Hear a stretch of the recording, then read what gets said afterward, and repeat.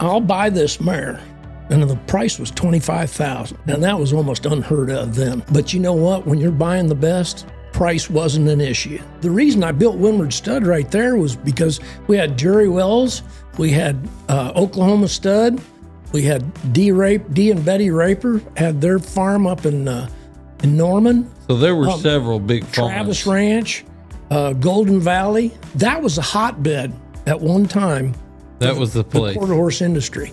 Mainly racehorses. It's just amazing. You look back, I got to shake my head at the horses I got to touch. It goes back, Cody, to exactly what Mr. Tyler told me. He said, I'm not going to teach you as much about a horse as it is how important it is who you know. You can't think about your pocketbook, and it's all driven by money. Predicate your decisions on what's best for that animal. You'll never make a mistake.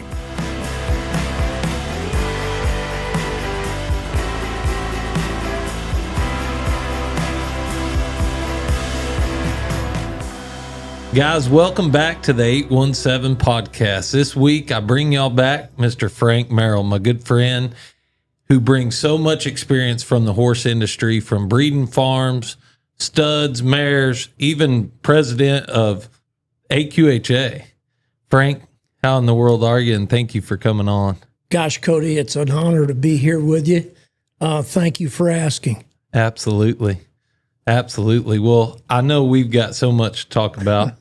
So I would love to just dive right in. And personally, I would like to start at the beginning of Frank. I know you started Winward Stud at an early age in life, but I would like to go before that and learn how you got your love for horses.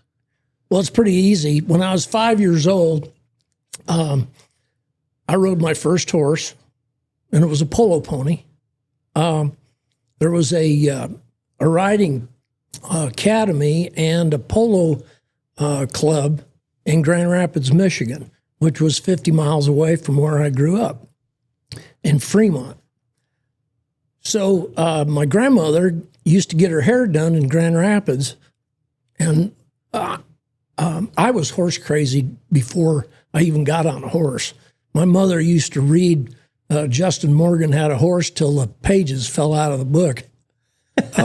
So anyway, she was friends with the polo master at Kent Tree Riding Club.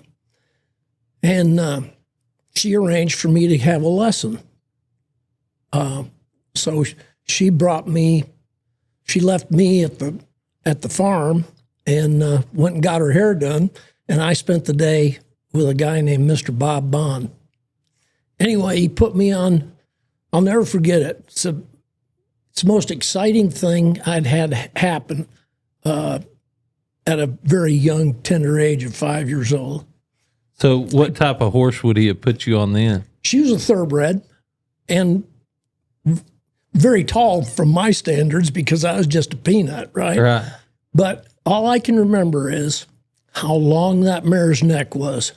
It just extended from as far as you could see in my imagination. And I thought, and I was on it in a flat seat, and they didn't have any Western saddles there. Right. But I wanted to be a cowboy. Absolutely. Anyway, I learned how to ride in an English saddle. Right there at the polo fields. And that morphed into actually sticking and ball with polo ponies. And so I spent a lot of time there.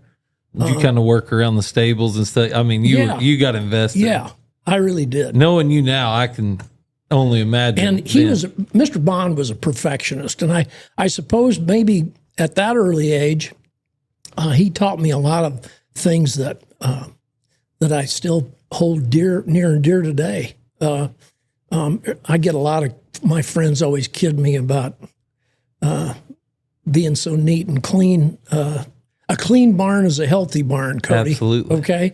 That's my famous quote. Well, I know I give you crap about it too. Yeah, well, everybody does. But I'm also like, I'm always, when you pull up or we go to your house or anywhere, I'm just like, golly, I wish my stuff was this clean. Hey, you've made me better on that, honestly. Thank you. I hope I've had Absolutely. a positive impression. My golf clubs are for sure cleaner. I haven't probably played since I played with you last, but they're we got to clean. do that again. They are clean. So anyway, that morphed into what happened next was a trip, my first plane trip to Oklahoma City, because I wanted a quarter horse. How old would you have been at this? I was probably 10 years old.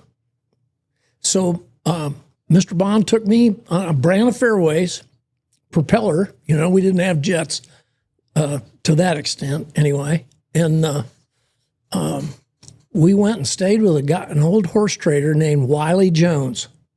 Wiley has got some of the old timers will remember Wiley. He traded a lot of horses. And Mr. Bond bought his polo pony Prospects through Wiley. So we went to a bunch. We spent 2 weeks there. We went to several auctions and never found anything that we wanted.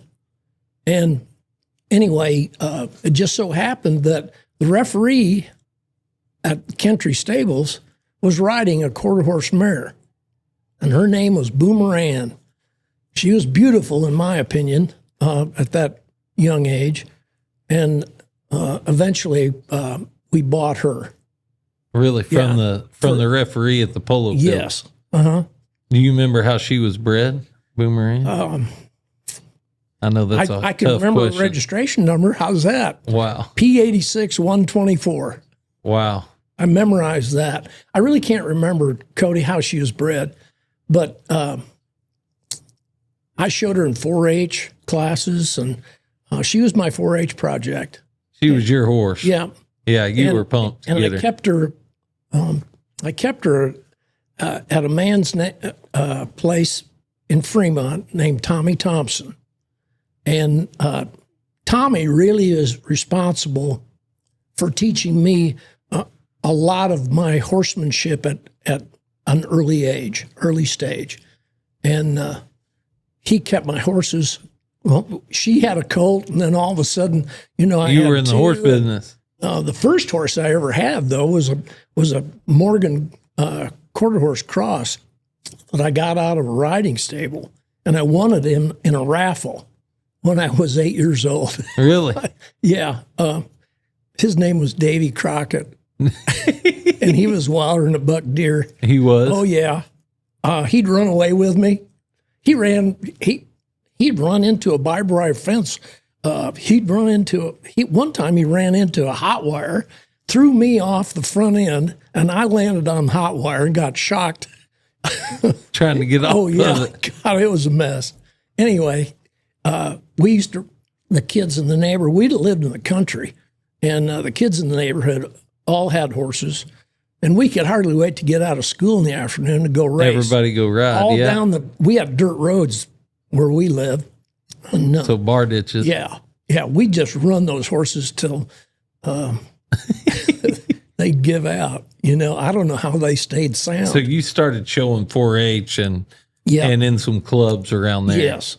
So and that would have been more AQHA and all that. Well, she was a quarter horse, my show horse, Boomerang. Absolutely.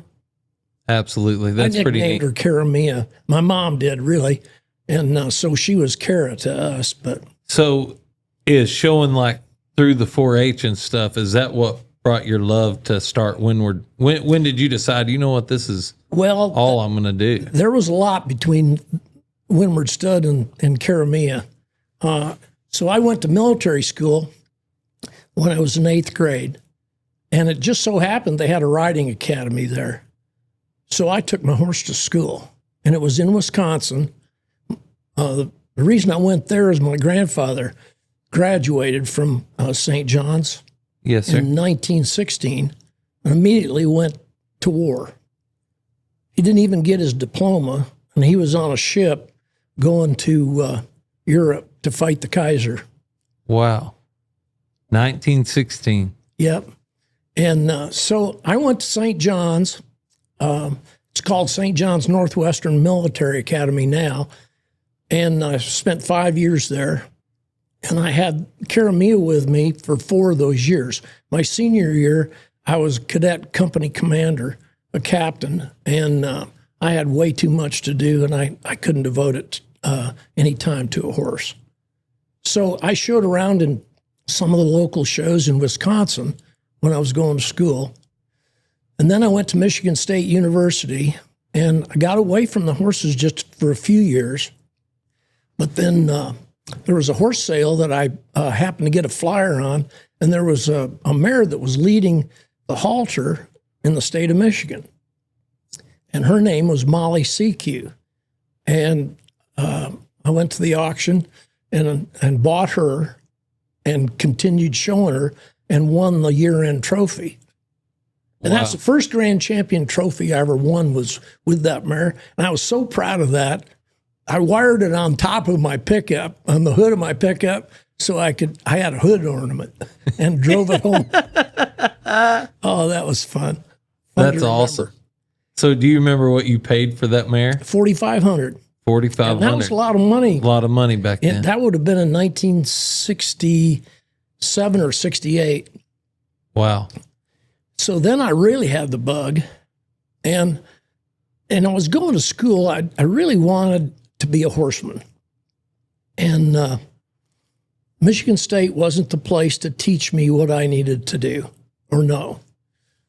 So I saw a picture in Western Horseman of the results of the Houston Fat Stock Show and Rodeo, and the grand champion mare was pictured with Matlock Rose showing her. Her name was Miss Jim 45. And I had never seen a mare, in this picture anyway, that could compare to this mare. She was the most beautiful thing you can imagine. And I just had to have her. I was bound and determined to get that mare somewhere or another. So while I'm going to school, I called up Matlock, and that's a funny story because Carol answered the phone, and I said, "Was this your first time meeting him or talking to him?" Oh yes, this would have been in May, I think, or April of 1969. And so anyway, I said, "Hello, I'm Frank Merrill from Fremont, Michigan, and I'd like to know something about Miss Jim 45. Do you have that mare?" And she said, "Just a minute, I'll let you talk to my husband." Well, that was Matlock, and of course, I had my heart in my throat. I couldn't even talk because he was a legend, and absolutely, and I'd read all about him before, and so I was. I couldn't even believe that he was willing to talk to me, Right. So I said I asked him all about the mare, and the last thing I said or asked him was, I said, "Now, be truthful with me, Mr. Rose." I said, "Isn't a lot of that mare's winning due to the fact that you're leading that mare?" And he said, "No, son, it's not." He said, I can't repeat what he told me, but he said, "Any numbskull could lead that mare and win just as much as me. She's far and away the best example of a quarter horse going today." And so I took that, and I didn't forget that, because that's the impression I had by looking at that picture. And I said, "Well, if you don't mind, when I get out of school, I'd like to come down. If you still have that mare, I'd like to come down and look at her." And he said, "Okay." Well, he didn't think much of that, Right. Later on, when I had such a great relationship with him, he said, "Junior, I never thought anything about that. I never thought you'd show up." So Just anyway, another phone call. yeah. So anyway, June came along, got out of school, and a guy named Herb Beadle and his wife and I took a trip out west, and we made a big circle. We went to Howard Pitzer's.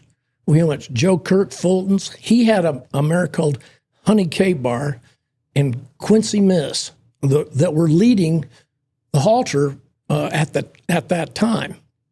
And Wayne Pooley was working for him. And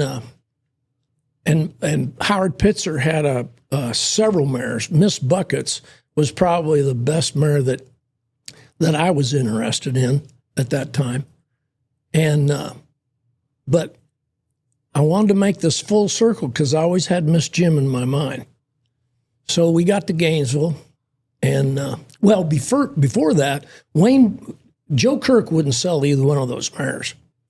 So I asked Wayne, I got him off to the side, and I said, "Hey, tell me a little bit about Miss Jim."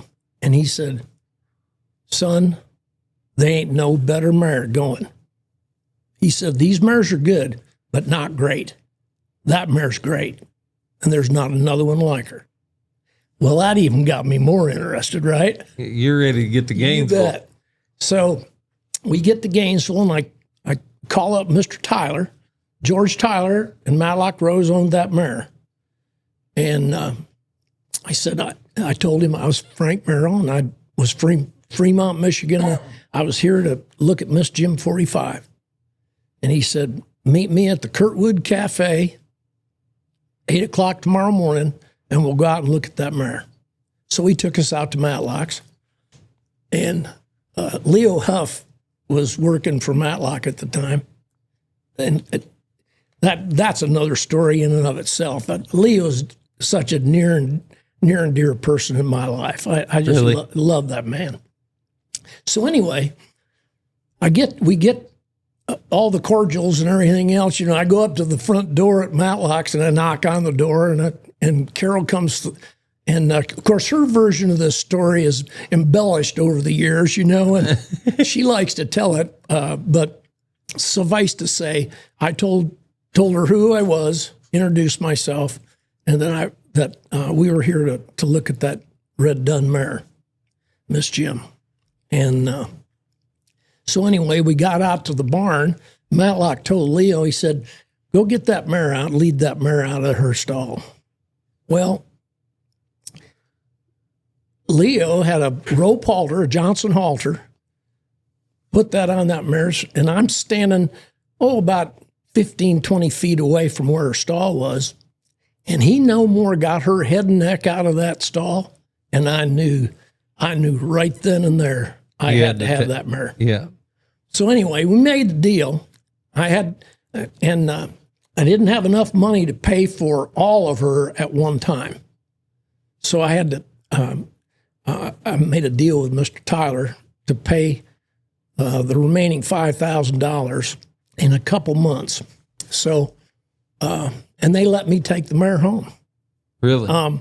But I said, I got them, both Matlock and Mr. George, in the driveway. And I said, so there's just a caveat here. I'll buy this mare. And the price was $25,000. And that was almost unheard of then.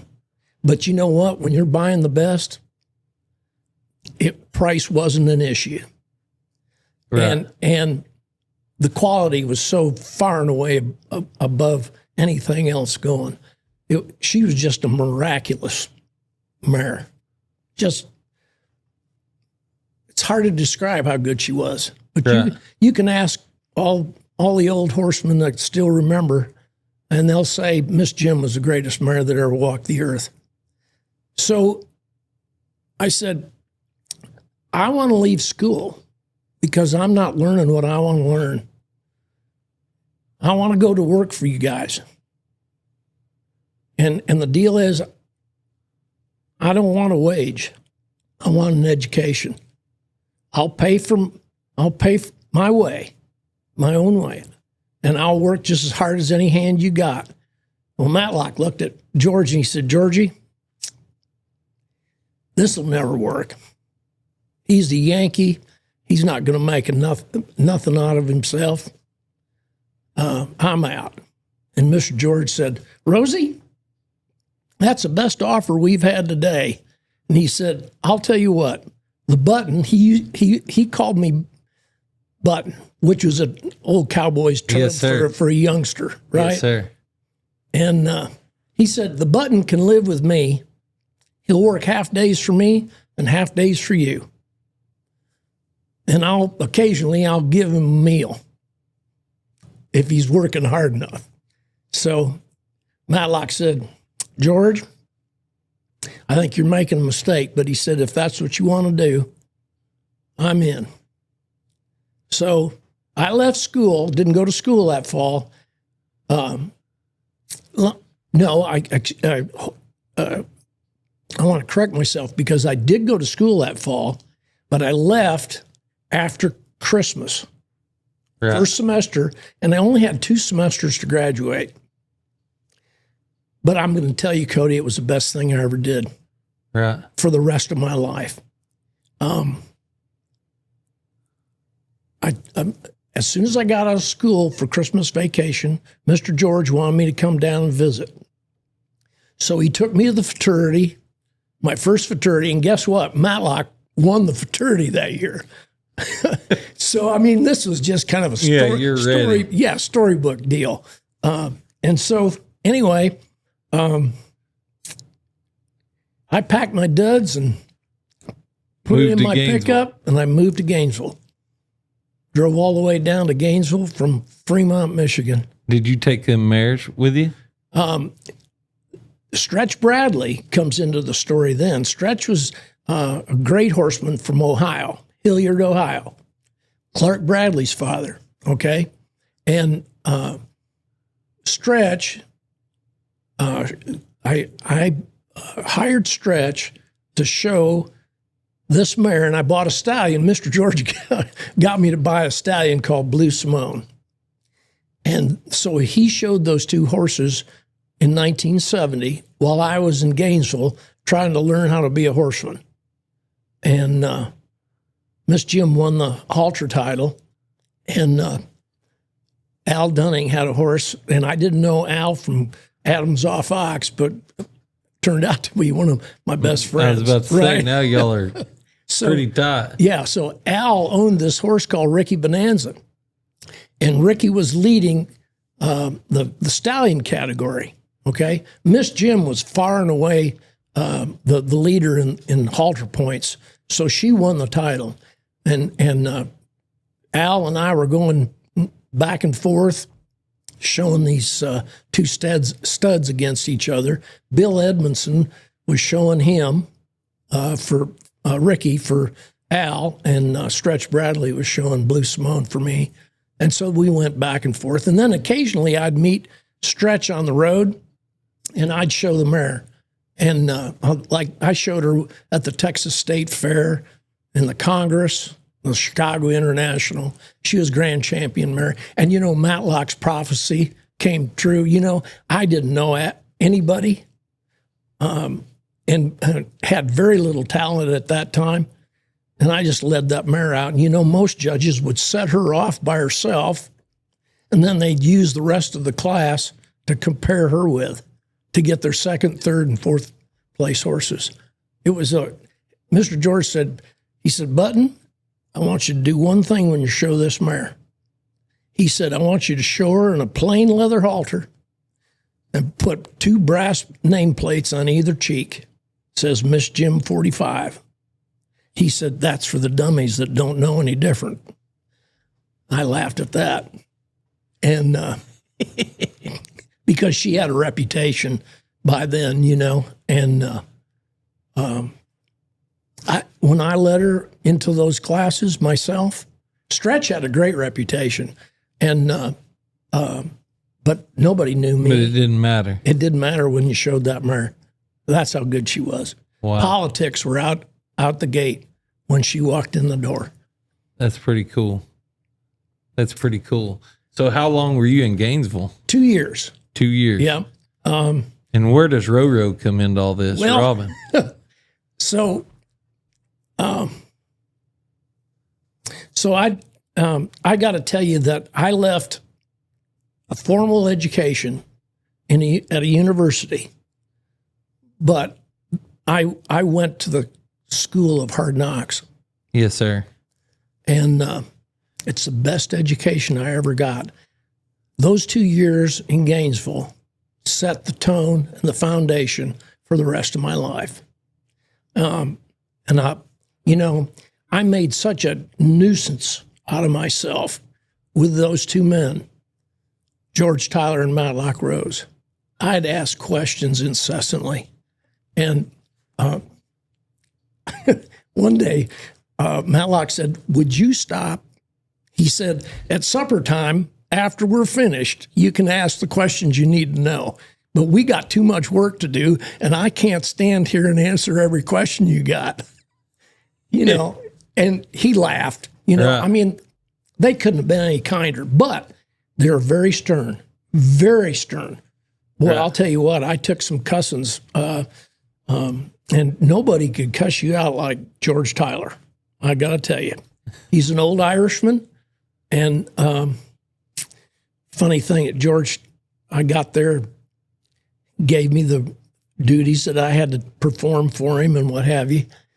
And one evening we were sitting in the, we lived in a little house on the ranch in Gainesville. And there's a lot bigger house that his brother Bill lived in. And I said, "Mr. George," I said, "how come we're not living in the big house if you own the ranch?" And he said, "There's a lot less to take care of in this little house." And he said, "I'll let Bill and his wife take care of that." So anyway, he said, "I'm going to tell you something. I want you to think about this, and I want you to remember it for the rest of your life." He said, "It's really not what I'm going to teach you about a horse that's going to be the most important thing in your life." But he said, "It's not what you know, it's who you know." And he said, "I'll make sure you know every single person that's going to have an important impact in your life." And he did. That's pretty From neat. Lewis Pierce to Clarence Scarborough to B.F. Phillips, Martin Clark, Tom Finley, Jay Pumphrey, and the list goes on and on. Every time I went everywhere with Mr. George, and he'd made a point to introduce me to every important person that he thought would make a difference in how Right. I got along in my life. Right. And then my real, and he taught me how to train a halter horse to stand up. And Kidnap Bar was a horse that I actually got to practice on and taught him how to stand. He ended up being the grand champion stallion at the Houston Fat Stock Show and Rodeo. Really? So that was just a cool thing to have some impact, Absolutely. on. And it's kind of funny when I'd start out in the morning with Matlock, and I didn't get to ride any horses. You didn't. I walked hots. You did. Okay.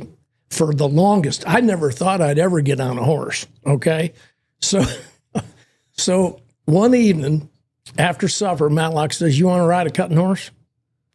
Boy, I jumped out of my seat. I could hardly wait to get out the door and saddle whatever he wanted me to ride. Right. So Sam Rose, Matlock's son, had a horse called Sea Badge, gray horse. Had quite a bit of size and a rugged, raw bone kind of horse. He had some good conformation, long neck, and sure could cut. But I got to tell you, this horse was, to this day, the hardest horse I've ever had to ride on a cow. And of course, here's my maiden voyage. Well, It's this horse. So the whole time I'm working for Matlock, he's trying to get me bucked off, thrown down, thrown off, or something, And I got to ride her. I got to walk out some hots before I rode Sea Badge, but mainly it was a lot of groundwork. Right. Okay, wrapping legs, walking hots, doing all the grunt work. Right. Right. So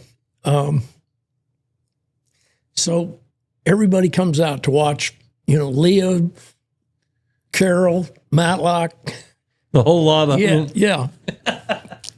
So it's dark. The arena lights are on, and Matlock puts a herd of cattle in there. And he said, "Okay, Junior, go out." He called me Junior. So he said, "Go out and cut you one." So I got one separated, and this horse threw down on this cow, and immediately I had both knees up in the saddle. Okay? I didn't know what to expect, but I was damn determined that that horse wasn't going to throw me off. Okay? You were staying on. I was staying on for dear life. And of course, everybody was laughing because it was a terrible display of horsemanship on my part. I was all over that horse. And I had the biggest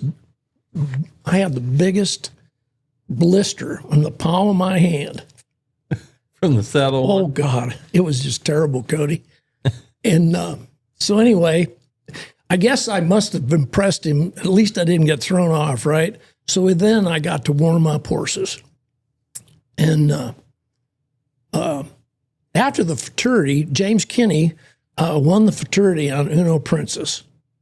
So after that, James brought that mare to Matlock because he was having a few problems that he thought Matlock could help him with. So he left her one night, late at night. James had come and left that mare in the barn. And I got there the next morning about 4:30. Mark Chestnut, Larry Reeder, and I worked at Matlock's together. Really? Larry did all the 2-year-olds. We never saw Larry much. Larry would just head and would tie one 2-year-old's lead shank to another's tail, and he took out a string out in the pasture. Take turns riding them. And take turns riding them. And then at noon, he'd come back in. Evelyn would get him something to eat, and he'd go right back out. So we didn't get to talk to Larry too much, Right. except right before we were saddling, maybe, or in the evening when all the chores were done. But it was a lot of fun. But anyway, so get back to James and that story. I didn't know that James had left that mare off. And the next morning, I go out to the indoor arena with a string of horses to tie them on the next to the fence, And that's the way we did it. We'd saddle all the horses, and then we'd bring them into the arena, whichever one's the outdoor or the indoor. And we'd tie him along the fence, so Matlock could go right down the line. We'd get one ready. He'd go work that horse, and we were on to the next one. So he said, "Junior, go get that rope hackamore, that grass hackamore, and throw it on that mare, and go cut your cow. I want to see what she's going to do." Well, I thought it was a 2-year-old dumb, I'm still about half green behind the ears, and so I'm thinking it's a 2-year-old. So I put the hackamore on her, and I grabbed the reins with 2 hands, right? I got my hands, I doubled the reins over like you would with a hackamore for a young horse. Right. Matlock's sitting on the back of the rope and chute. Oh, no. Okay. And the cattle are in front of him. And I walked behind the cattle, and he said, "Junior," he said, "I don't mean to run your business or anything, but he said, if I were you, I'd put one hand on the saddle horn." Well, Yeah, because you're coming up through there.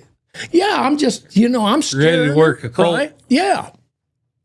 So I didn't know what to think then. So anyway, Carol loves to tell this story too. And I got one cut. And I'm telling you, that's the most exciting trip I ever had. Really? Oh, Cody, that mare could. So that hooked you right there. Yeah. I mean, so I cut 2 cows, and I looked back and I said, "Well, Matt, how am I doing?" And he said, "Good." He said, "That'll do." And I said, can I cut just one more? He said, no, put that mare up. I've seen enough. Yeah. Well, I couldn't get enough. I just had to cut another cow. Well, I did as I was told. But anyway, I said, what is this? He said, you're riding Uno Princess. And I said, what? Wow. Anyway, that was so cool. That is pretty neat. Yeah. And so that's the mare he had won the futurity on. Yeah. That James Kinney had won the futurity. Yes. Yeah. Absolutely. Yeah. That's pretty neat. Yeah. So that was a cool thing to have happen. Anyway, so 2 years go by, and I've developed a lasting relationship with those two men, Absolutely. George Tyler and Matlock Rose. I always say I got my degree at Tyler and Rose University. Pretty good university. Yeah. And Carol was, boy, you talk about discipline she was tough on me. She was really tough on me. Kept you in line. Yeah. And I'm grateful for what she did. She taught me a lot of stuff too. Right. A lot of the groundwork and how to wrap a horse's leg properly and stuff like that. And she spent a lot of time with me, but boy, she could cuss me just as good as Mr. George. Yeah. Matlock didn't ever cuss me really very much. But what he did was he'd give me that Matlock Rose stare. And you knew. Yeah. You knew. And I'll tell you, sometimes it'd bring tears to my eyes. And sometimes it was worse. Yeah. Okay. But it was an incredible experience. So after Gainesville, is that whenever you had the Purcell. bug? And you've already met Roro at this time, Robin, No, right? No. So you moved to Purcell. Yeah. Start Winward Stud. Yeah. No, actually I went to work for Jerry Wells.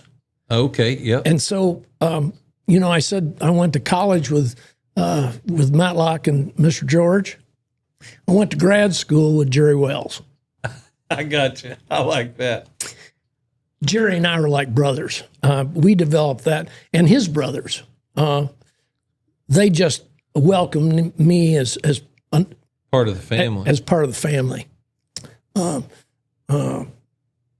what Jerry's did y'all brother do there? Gerald batched with me in a house trailer, and Jim Wells was my best man at our wedding, and Jerry really took a real interest in me, and we partnered on a horse called Boston Mac.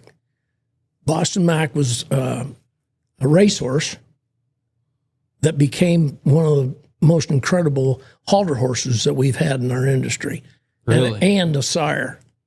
Wow. So I moved to Purcell, bought a single wide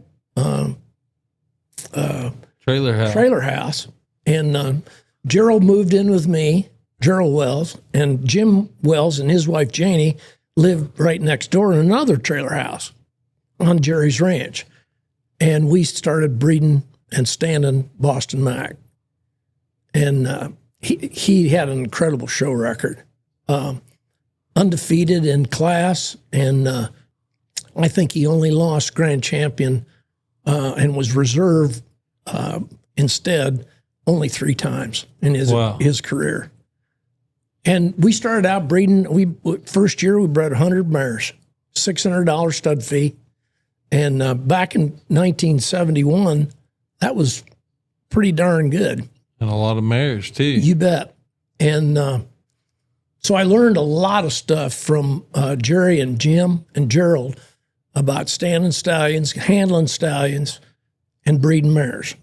Dr. John Bell was our veterinarian, and Yep. John taught me a lot of the technical aspects of breeding. Right. And I was like a sponge, Cody. I was, again, persistent, asking questions. You were hands-on. You weren't just part of the showing and the training and No. You wanted to do the breeding and from A to Z. Yeah. I wanted to know exactly what you needed to know. Yeah. That's And pretty impressive. It was an incredible 4 years. Spent a year and a half with Jerry, and then Jerry woke up one morning. He said, "Paca, I want you to buy the other half, my half of Boston Mac." And I said, "Okay."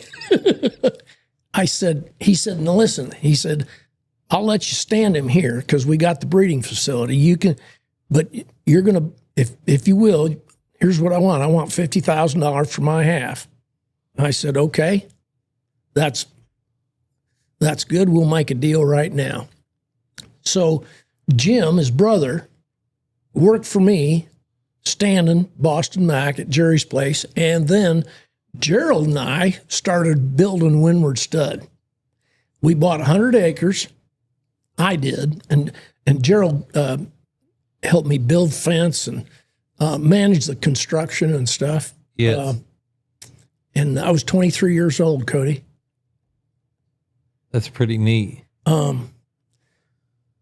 So Roro comes in about the time that I'd bought, I hadn't quite bought half of Boston Mac yet, but this is when I first bought him.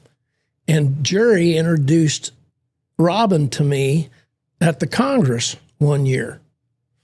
And, I like to say she was 14 years old, but she was a little older than that. She's 5 years younger than I am, but she was like 16, 15 or 16. Right. I did, it was great to meet her. She's Doc Severinson's daughter. And I thought that was a pretty big deal. And I didn't take any notion romantically to start with, but she started growing up and coming to horse shows that I was at, and I started getting attracted to Robin, and she wouldn't have anything to do with me. She wouldn't? Oh, no, she absolutely didn't want to have anything to do with me. And I got to tell you, that's another story, and we don't have time in this podcast for me to tell you that, and we'll have to save that for another time. But I got to tell you, she made me work 4 years to try to get her to even give me a kiss goodnight from a date, okay? And I'm still chasing her to this day. That's so awesome. Anyway, it was that was a great experience. She put me through hell, and now y'all been married over 50 years? 51 years this month. 51 years. That's pretty amazing. I will tell you, I didn't know whether to crap or go blind. I was deeply in love with that woman, but I couldn't get her to come across with any affection or any sign that she was interested at all. I used to drive down. She lived in Aubrey. She and her dad had a ranch there in Aubrey, and I'd drive down after breeding day.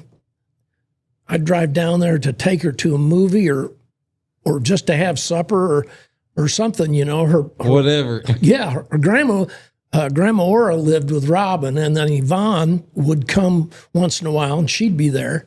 And actually, what happened? Grandma would cook supper, and Robin would leave the table and go to her bedroom, and that's the last I'd see her. Leave you with Grandma. So I was with Grandma or Yvonne or both of them. There's many nights we just played gin rummy, three-handed gin rummy. And I'm going, shit. So Mom says, just hang in there. Just hang in there. It'll be okay. And if it hadn't been for Yvonne, I don't think I would have stayed the course. Right. But she encouraged me. I fell in love with Mom before I did Robin, really. Right. And Grandma's cooking was out of this world. So anyway, it wasn't a trip all the way for naught, but I came down there all the time for for the better part of 2.5 years, I was traveling from Purcell to Aubrey. Wow.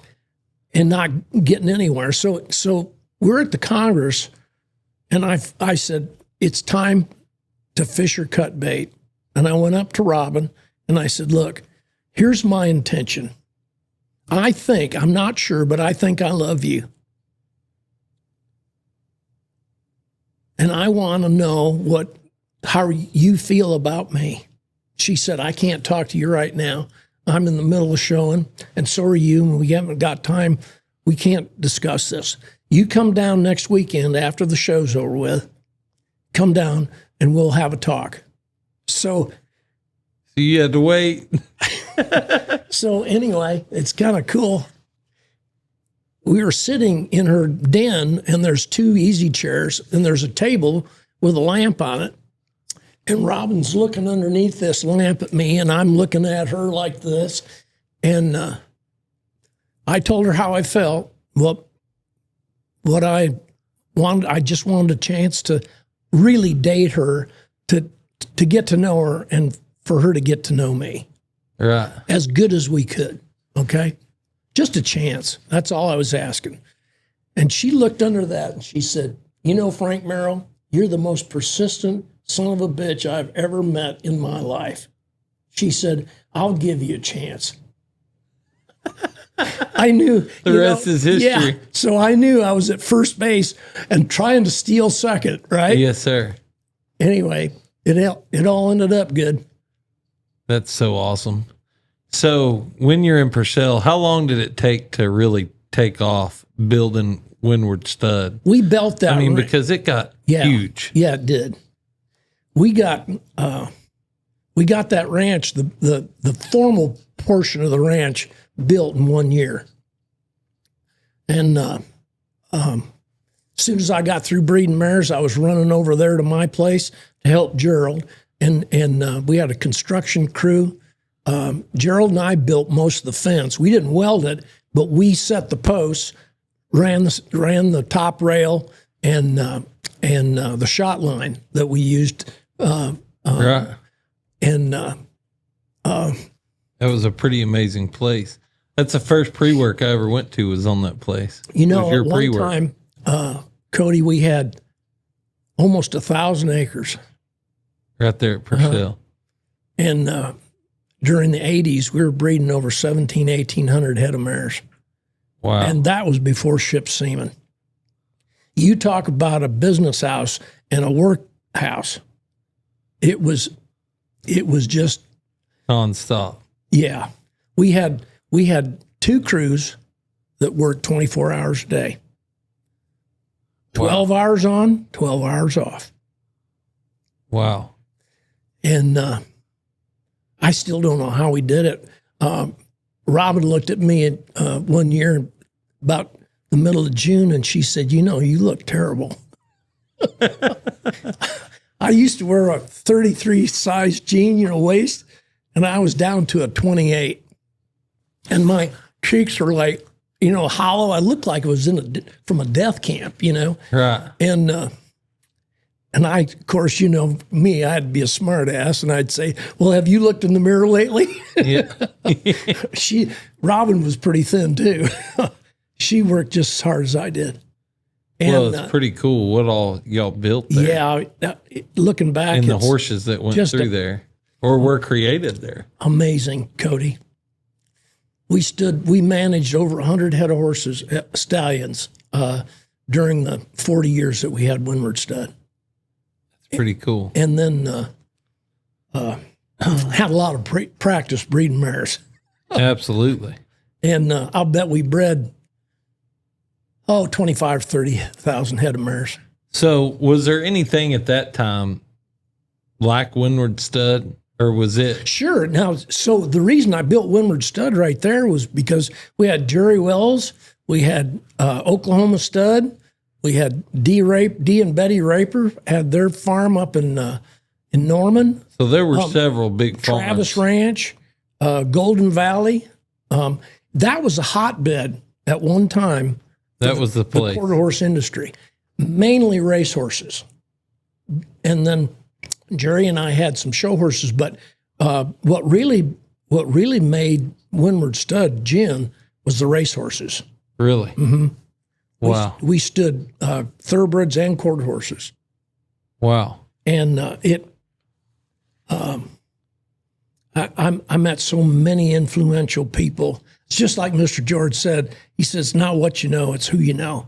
Right. And those people really made a big difference in my life.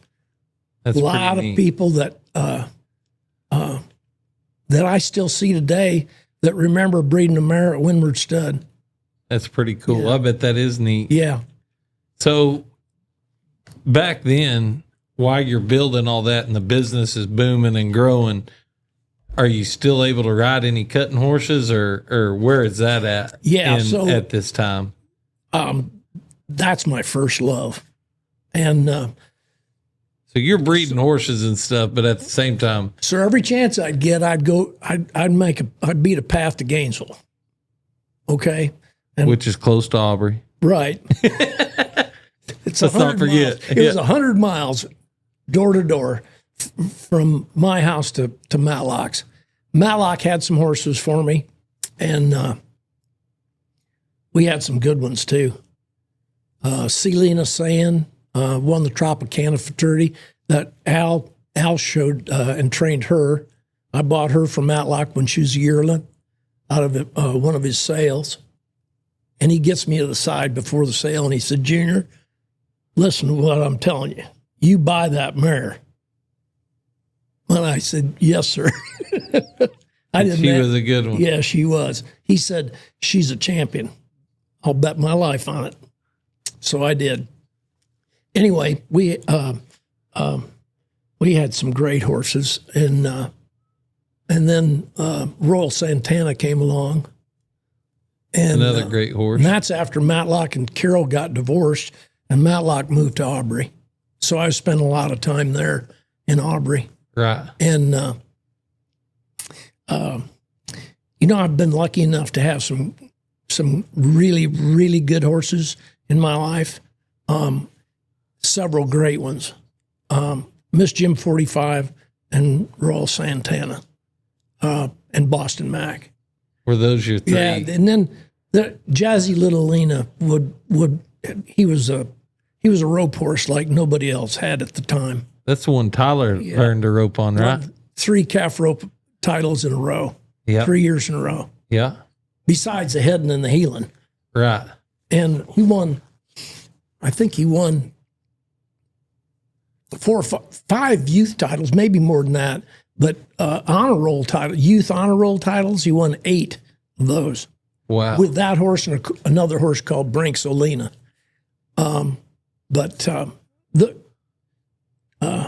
Owning Royal Santana, he taught me a lot of bad habits too. He did. When I'd cut a cow on him, I got in the habit of putting my hand down too quick because I knew what cow he was on. And I just let him have it, right? So I'd get, when I started showing a lot of young horses, then I'd have to break that habit because I had to plug them in a little more. Yeah, I had to cock them into that cow, I didn't have to worry about that with Santana.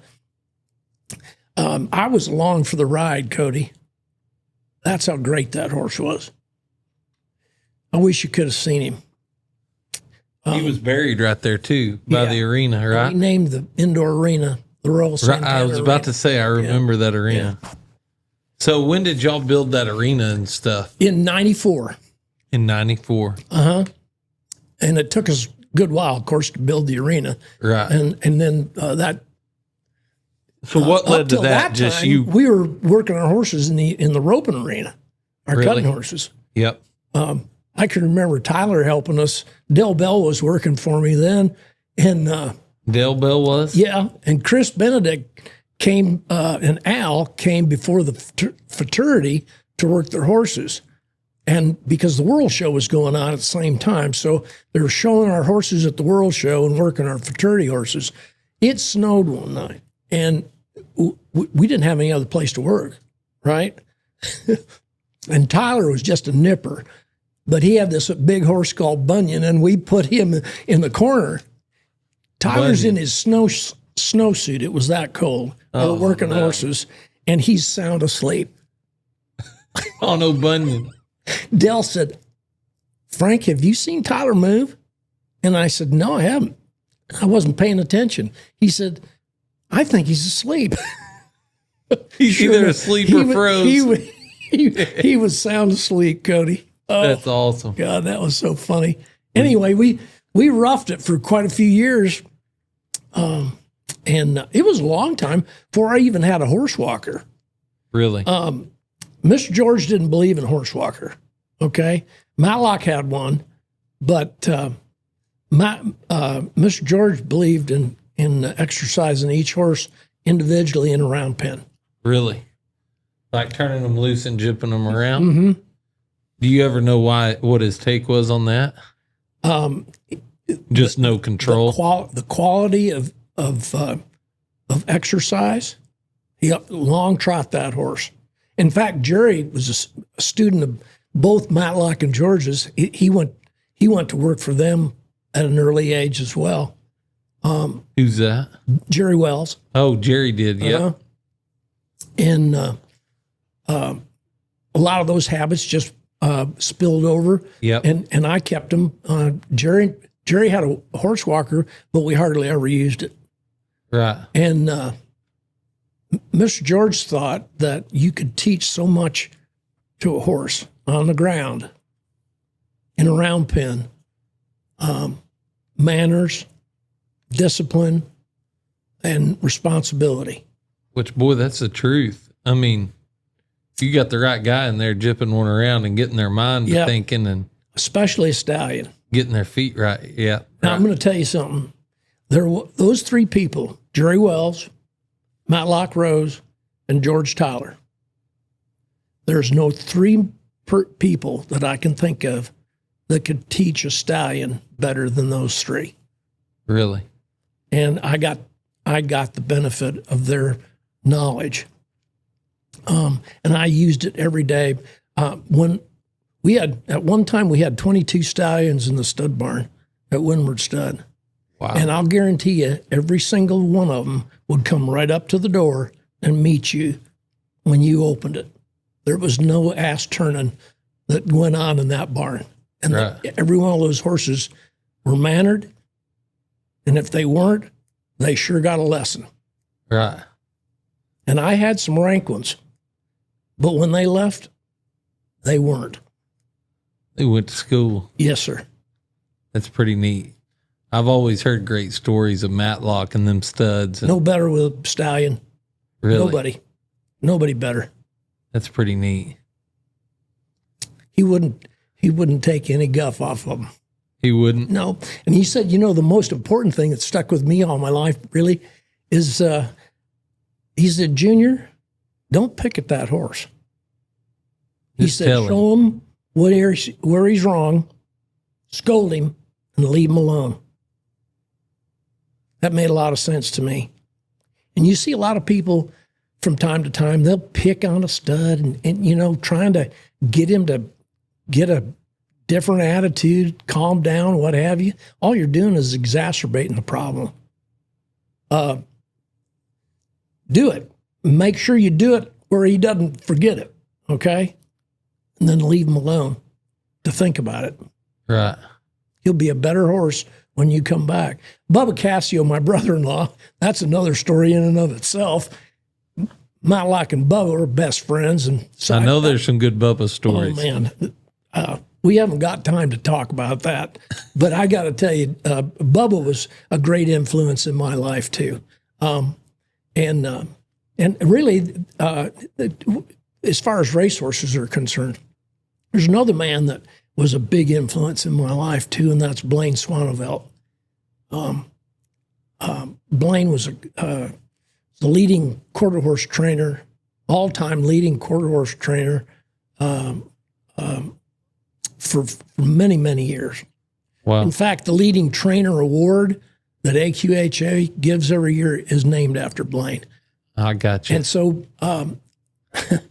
you won't believe this, but while I'm operating in the middle of the 80s and into the 90s, I'm operating Winward Stud, and Blaine talks me into coming to California to start his stud farm. Now, I'm flying back and forth. I had good help, or I couldn't have done it. No way. But I managed 2 ranches at one time. It's pretty neat. And, so you was busy. Yeah, I was spending a lot of time at. And you were just having kids too at that time. Mm-hmm. Mackenzie and Megan, they were probably a little easier to deal with than Tyler. Yeah. Tyler made me earn my Earn your keep. Mm-hmm. But I He still does, yeah, doesn't he? Does. Do you know what? Now he's got 2 little mini Tylers running around. Yeah, and they're just like him too. I mean, you couldn't. There people that don't even know y'all would be like, "That's that kid's dad," for sure. You know, it's kind of funny talking about those kids. You know, Robin and I, from the time Mackenzie was born, we always wondered what their interests would be. And I, you know, deep down, we hoped that they'd enjoy horses, but we never forced it on them. Now they all make a living in the horse industry. Yeah, and here's a funny story. I'm in my office at Winward Stud, and this is when the kids were little. And I'm looking out the window. It was a Saturday morning, and Robin's walking from the house to the show barn. Well, right behind her is Mackenzie. Right behind Mackenzie is Megan. I mean, they're in a single Perfect line. Okay, Tyler is behind them, dragging a rope, and then Bear the Rottweiler is following Tyler, and Pinky the cat is following the Rottweiler. And I swear to God, I looked out there and I said, you know, I haven't got any problems. Those kids are hooked. And Saturdays after school was out, of course, I called it Saturday mornings were groom-a-ramas, okay? So Tyler would pick the horse's feet out. Megan would brush the horse. She loved to brush. And Mackenzie would do the tails. And had you a little pit crew. Yeah. It was just great. And you know what? We never forced it on them. And they took to it like a fish to water. About to say they're pretty handy at it too. So while you're at Winward Stud, and then you go off to California, you start that stud farm. When did you start serving on the AQHA deal? That's a huge honor in itself to be president of that. Well, so my first committee appointment was on the show and contest committee in 1977. And then I served on several committees. I served on that committee, public policy, marketing, a long stint on the racing committee. That's when we were heavily involved in the racehorses. And then I really got interested in stud book. And I'm the longest tenured member of the stud book committee. I've been on that committee since 1992. That's pretty amazing. I had to take a sabbatical when I was on the executive committee for 5 years because I couldn't serve on a committee. Right. For the NCHA. For AQHA. Okay. Yeah. I got you. I served 3 years on the EC for NCHA. the NCHA in the early 90s. And then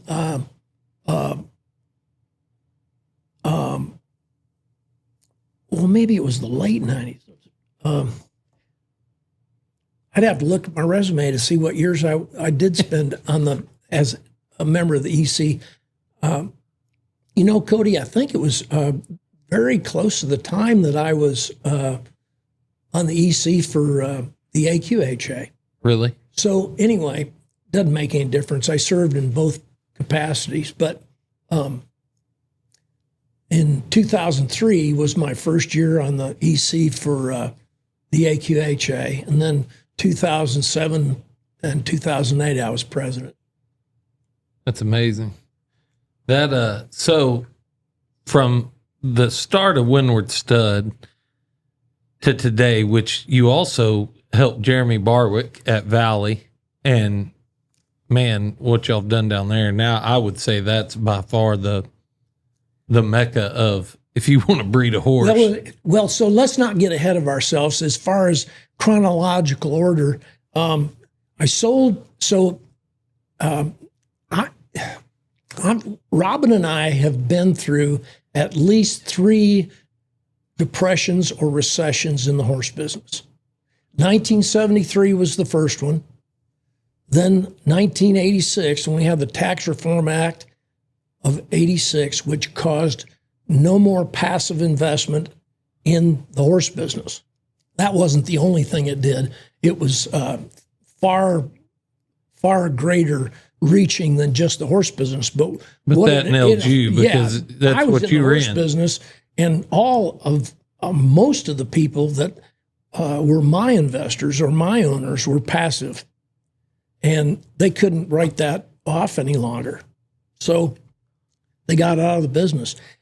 And what happened was all the major farms in the Purcell, Norman, Oklahoma City area, that was a hotbed, much like Weatherford is today, okay? And Robin and I were the only ones remaining, was still hanging on, and it was with our fingernails. Many of the ranches were vacant. They were just pushing up weeds. And because they had to close the gates. They couldn't stay in business. Very honestly, Cody, I don't know how we did. We went through some really tough times. Remember, I said we had 1,000 acres at one time, had 22 and a half miles of white pipe fence painted. Can you imagine what a nightmare that was to maintain that? And you know me, I couldn't have any rust spots on it. It was going to stay painted. You bet. Come hell or high water. And what I had to do is really had to swallow my pride. Robin and I had to give back land in lieu of debt. Yeah. Negotiate with the Federal Land Bank, which held most of the note. We were paying 15% interest on the farm mortgage with the Federal Land Bank. Wow. And for regular borrowed money, we were paying 22%. This is during the 80s. Wow. You talk about inflation. We ain't seen inflation like that. It was rough. And yeah, it almost killed the horse industry. So what happened at the end of the day, after the dust was settled, I ended up with 140 acres that I had paid for, okay? The main farm plus 40 more acres. And that's where we built the indoor arena. And then the kid, I like to say, the kids got too big to be jockeys, okay? So cutting's always been our first love, and so we decided that we were going to ride and raise cutting horses, and I always had some cutting horses, right? Even from the start in the early '70s. We started out with Pepinita and Boone Bar, Doc Shug, Shorty Lena. Pretty big names. Yeah, and boy, I'll tell you, there's a story with every one of them. But anyway, we decided in the early '90s that we're going to transform the ranch and just retire from the racehorse business. And during those years, we were doing sale prep too. And it wasn't unusual for us to do over 400 head of horses, sale prep horses. Wow. Major dispersals. The first dispersal I ever handled when I was a kid, basically, Winward Stud's paint wasn't even dry. J. Ralph Bell and Don Keith hired me and Jim Wells to prepare and sell all of the Bud Warren horses. Bud and Reba had decided to disperse. They sold their whole herd to Don Keith and J. Ralph Bell. They were from California. Wow. J. Ralph came to us, said, we bought all of Bud's horses. We want you to sell them in this fall's haymaker sale. We had at least 2 ranches besides Winward Stud to get that whole herd of horses. Those were the last daughters of Leo that ever sold at public auction. So think about that. It's some real big history there. And huge history. But it's just amazing. You look back, I got to shake my head at the horses I got to touch. Right. You know, one morning I came out to the wash rack to start saddling horses at Matlocks, and at 4:30 in the morning, Matlocks in the wash rack standing there with another guy. And I'm going, what is going on here? You know, and it was kind of unusual for Matt to be out in the barn quite that early. And he introduced me to Sid Vale, the owner of Through Bars. Wow. It goes back, Cody, to exactly what Mr. Tyler told me. He said, I'm not going to teach you as much about a horse as it is how important it is who you know. And,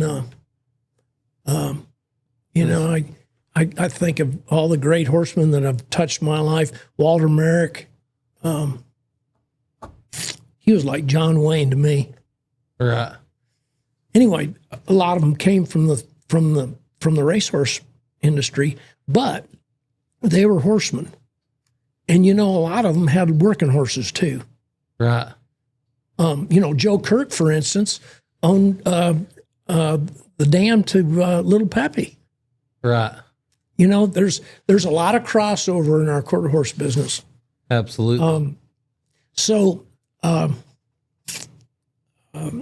You know, getting back to Winward Stud and in those years, so we decided we were going to get in the cutting horse business full time, and I hired Dell, and then we worked several years in that outdoor arena, and then in '94 we built the indoor arena, named it after Royal Santana, and we hosted the first NCHA day that we ever had in our region. In that arena. Yeah. Della Hillerman put the cutting on. That Central Cutting Horse Association had the deal for the first NCHA day. Had 2 arenas. One was in the indoor, one was in the outdoor, and had I'm trying to think of Ronnie Rice was one of the judges, and I'm trying to think of who else I had. I can't remember right now, but I'll think of it. We held NCHA Day there every year for about 5 years. And you know what stopped it? Robin and I, you know how meticulous I am about how things got to look and how the ground's got to be kept and all that kind of stuff. Well, I put out buku trash cans throughout the parking lot. Okay, we had a training track out there that we loped the horses on, but that I used to break our 2-year-olds racehorses on. And then that morphed into a loping track. And you remember that. Oh, absolutely. So we'd park our trucks and trailers out there, and I had a trash can nearly for every rig. Right. And I went halfway through NCHA Day, the last one, there was more trash on the ground than there was in the trash cans. And I went back in there and I said, Della, we've had the last NCHA Day at Winward Stud. I was mad. It was disrespectful, Cody. Yes, sir. And absolutely. And I told her, I said I wouldn't have that. If they didn't have enough throw the trash away. to throw their trash away. When the trash barrel was right next to where they threw the trash, then I wasn't going to put on a horse show. I don't blame you. That would drive me nuts too. We had a few events. We had the Royal Santana Fraternity there a couple times, and some AQHA cuttings, trying to get people qualified for the AQHA World Show. Right. But after that, No we more. had some clinics. We had some really good clinics there, and we really utilized that place quite well. But you know, the most fun were the pre-works we put on. Oh, the pre-works were amazing. So Shannon Hall and I used to put one on every year, and it was just before the fraternity.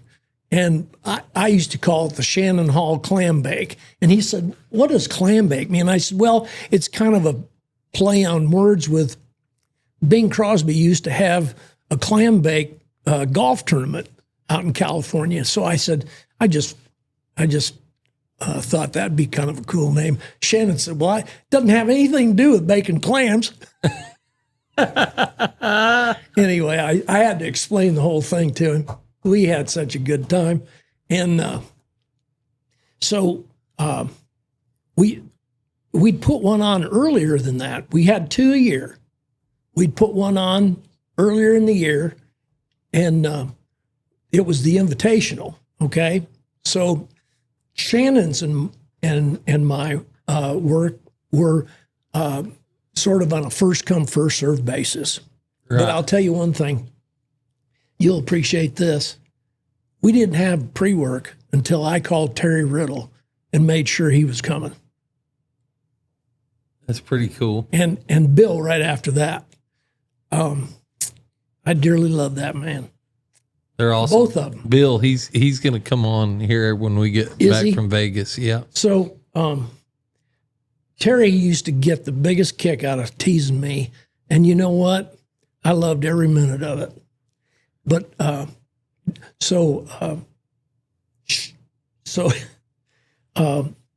first pre-work we'd put on, Terry was the first one I'd invite, and Bill would be the second one.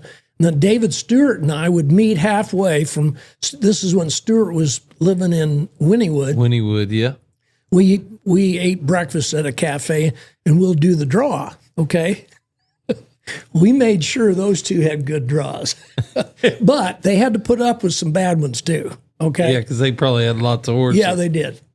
But I'll never forget Stewie and I laboring over how we were going to place these horses and stuff like that. And David said one morning, he said, "I'll mean damn sure one thing, Terry Riddle's got a good draw." We weren't going to take a cussing. Yeah, no joke. And besides, we wanted them to come. And so we really had some great horses come out of those. I'll never forget Brad Vaughn showing up with He's a Pepto Spoonsful. I'm telling you, everything stopped in the arena when after Brad worked the first day and the cat was out of the bag. Everybody was up there. Yeah. I mean, nobody was loping. Nobody was doing anything but watching Brad work that horse. And wow, what an incredible athlete he was. So he went on and did well.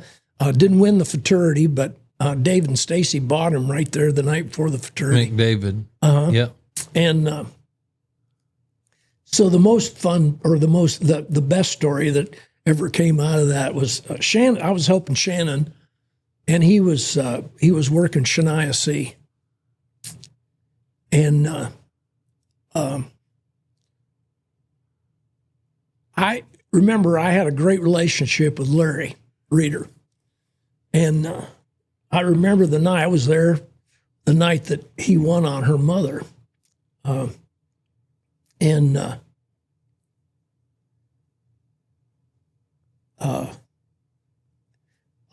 never forget it. Larry they called the score out, and Larry threw his hat in that arena, in the Will Rogers Arena, higher than I've ever seen a hat thrown in my life, in any arena, Cody, not just Will Rogers. it went up like this and it took forever to come down, you know? And it's kind of cool, too. The first person that congratulated him was Matlock. Matlock was turning back for Larry. Really? And so you know how impressionable you can be about moments in history like that.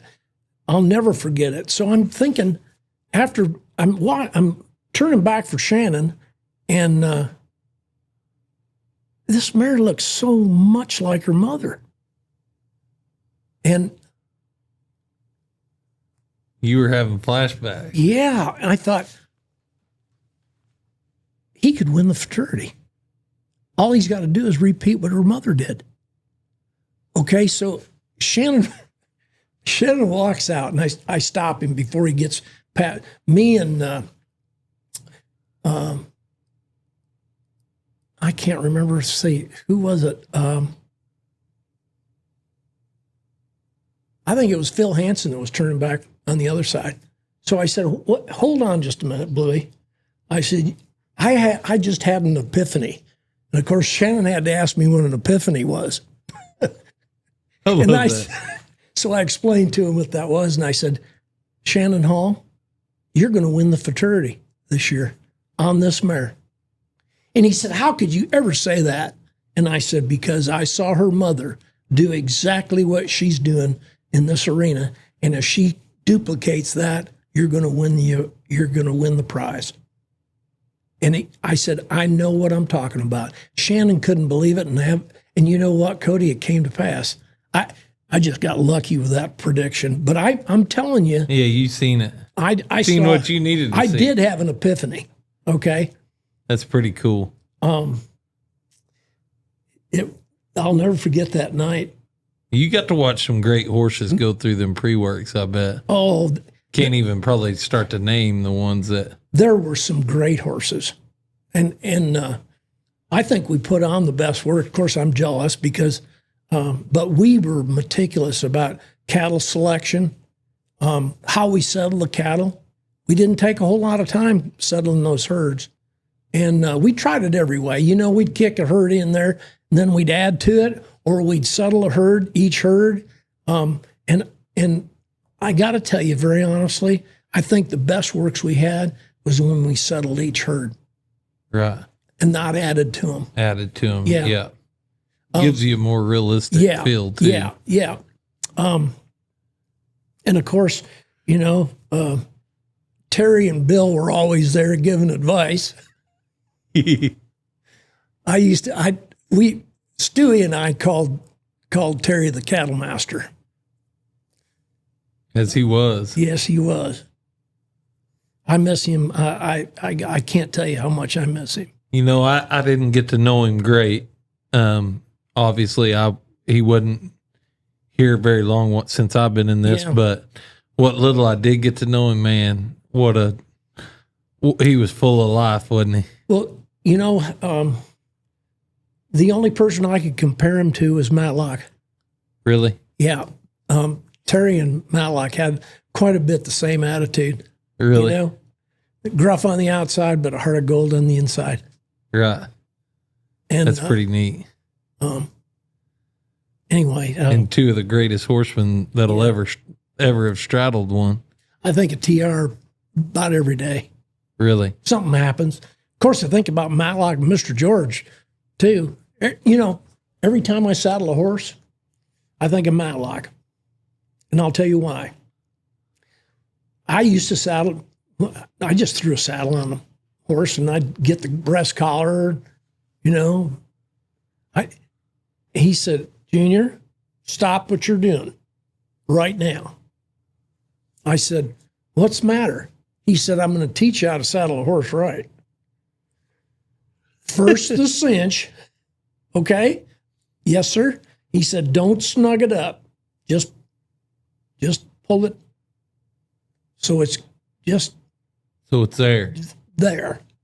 But don't try to cut them in two. He said, then put your rear cinch on, buckle it up, and then the breast collar. And he said, you know why you do that? And he said, I'm so dumb at this point. I didn't know why. Right. He said, well, what would happen if that horse decided to spook, break in two, or what have you, and all you had was that front cinch and it wasn't secured, and you put that breast collar on? Or what I used to do was when I'd take the saddle off, well, I'd just take the cinch first, then the rear cinch, and leave the breast collar to last. Well, there was a wreck fixing to happen there. Right? Absolutely. So every time I saddle a horse, I think, that lesson that you learned. It's a damn good lesson to learn, because you could have a hell of a wreck on your hands. I do the same thing, but with Paul Hansma. One time when I first got into the cutting, I was trotting a 3-year-old around or something, and I guess one of my saddle strings was up under my saddle. And he mentioned something about that. He said, that horse going to be sore tomorrow. I said, what are you talking about? He said, that saddle string. He said, God, can't believe you'd do something like that. And he's jacking with me, but at the same time, you ain't going to see no saddle string under my saddles no more. That's exactly right. Another thing is, we're creatures of habit, and at some points in our lives, I still am. I look at something and I use that as a reference to learn something. Okay. Every time I'd go to the herd and Matlock was helping me, I'd walk past him. He said, Junior, is your saddle tight? And I'd go, I don't know if it is or not now. I'd second guess myself. He said, don't ever walk in that herd with your saddle loose. That's true. And so when I raised our kids, oh, Dad, of course it's tight, Yeah, no, we're checking it. We're checking it. We just got through with Horsemen's for Christ camp, and me and Taryn have all the little bitty ones. We're all about checking them cinches all the time. And the other thing too is equipment. I'm just dead. Got to take care of your stuff. Well, you can get in a bad wreck. I mean, it can on taking care of your equipment. And one other pet peeve is rear cinches that are hanging down. Oh, I hate that too. So Matlock tells me one time, he said, I didn't think anything of it. The rear cinch doesn't do anything. So, I've got mine just swinging in the breeze one time. He said, stop what you're doing. Get off your horse and pull your rear cinch up. He said, do you know if just by chance your horse got to doing something incredible, he could just as apt stick that hind leg through that rear cinch. And then where would you be? You had it down that far, And I thought about that, and I thought, so I'm kind of like a team roper. Yeah, I pull that rear cinch up. Mine are always pretty tight. snug. And by the way, that saddle doesn't tip forward either. That's right. Holds it in place. Yeah. I ride a big wide one. In fact, Matt Miller is who told me that. Probably got it off of you. Yeah, well, I don't know. I'm not bashful about telling somebody, okay? And it's just part of showmanship. Yes, sir. Absolutely. But it's horsemanship too. Yes, you don't sir. want to have a wreck. No, absolutely not. But just stuff like that Matlock used to say, or Mr. George had some saying that I go back to, I refer to, that meant so much. On the way you do things. Been blessed. Cody. So when y'all had to sell Winward Stud, or whenever y'all decided to sell Winward Stud, you moved down here. That's whenever you started, or actually, I guess you took over Bob Moore Farms. Yes, that's another story. So in 2003, so you Robin got back in the racehorse game. Yeah. So, and it wasn't foreign to me at all. And I still had all the contacts and friends and everything. It was great. So, in 2003, Robin and I talked a long time about trends, market trends, what we were seeing. And I predicted that we we were on a high right then. The horse business was really good. It wasn't as good as it is today by any stretch of the imagination, but it was good. Okay. And I thought, boy, this would be a good time to think about having a dispersal sale. So I called Milt up and I told him, I said, Bradford. Yeah, Milt Bradford. I said, Milt, what do you think? He said, well, we'll dang sure manage it for you. And he said, I think your timing's outstanding. And this is when Jim Ware was still part of the deal. Yes, and, sir. and Ben, of course. Ben just thought Mr. Ben Emerson. Yeah, he thought this was, he said, how'd you come up with this idea? And I said, Ben, I just think, I'm feeling it. I'm feeling this is the right time to do this, to maximize whatever I've got or put together. So I said, the only way this is going to work is to convince the public that I'm really going to have a dispersal sale. So I'm going to sell all my tack, all my equipment, and all the horses. And I said, I'm not going to sell the ranch in the auction. I'm going to sell it privately, but I'm going to list it before the auction. Okay. Yep. And that was advice from realtors that I'd gotten, that don't take, because you got people out there. Yeah. They're going to fall in love with it. Right. So that's the damnedest dispersal sale I've ever been a part of. I wish I'd have seen it. So what year was that? And I wish Ben and Milt, they had a smile on their face from ear to ear. Jim helped read the pedigrees, and Cody, I knew we were going to have a good sale when the equipment sold in the morning, and my John Deere equipment, every piece of that equipment brought more at that sale than I gave for it when it was new. Are you serious? I'd never seen anything like it. My John Deere dealer was there in the pickup, bed of the pickup. Don Green was, and Steve Friskup did the sale. And Don said, you're going to have a hell of an auction.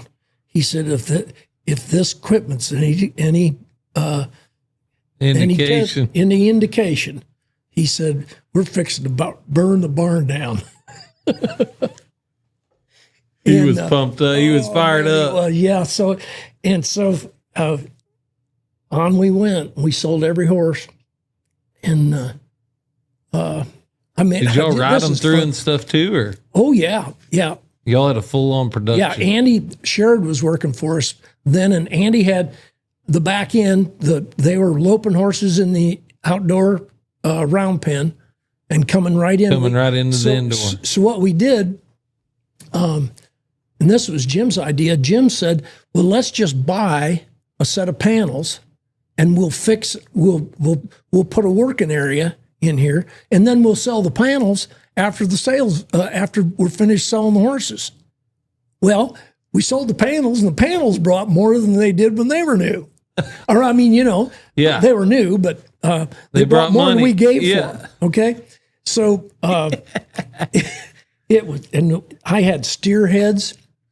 I had 12 steer heads that averaged $3,700 a piece. Wow.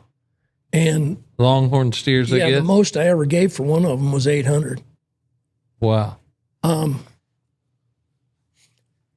Robin put a cardboard box just for fun, okay? Taped it up, and it was just, and you know what was in it? It was a whole bunch of splint boots and stuff that was worn out, okay? But she just threw it in this cardboard box, and they sold it. It brought $200.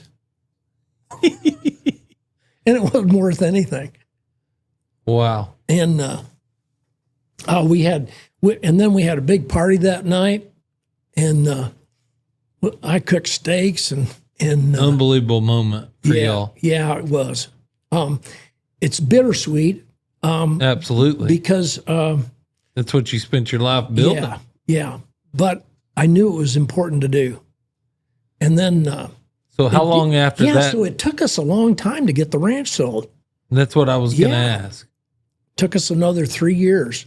Really? And the Cowan family, Bill and Michelle's, Bill's folks, Barbara and Bill Sr., bought the ranch.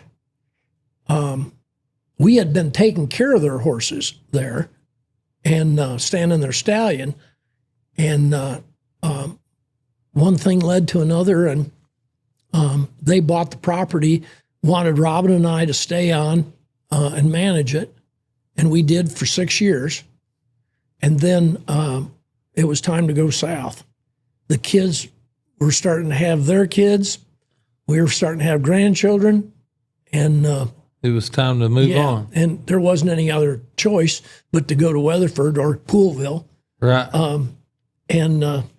So that wasn't a hard choice to make. We were packing in the living room. My sisters came from where they lived to help us pack up and stuff. There was a lot to pack up. Whole life. I mean, our whole life. Robin had 2 garage sales. I had 600 grand champion trophies that I had collected over the years. And I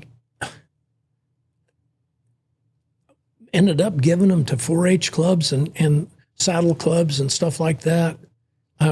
Some people took them for souvenirs and, memorabilia, right?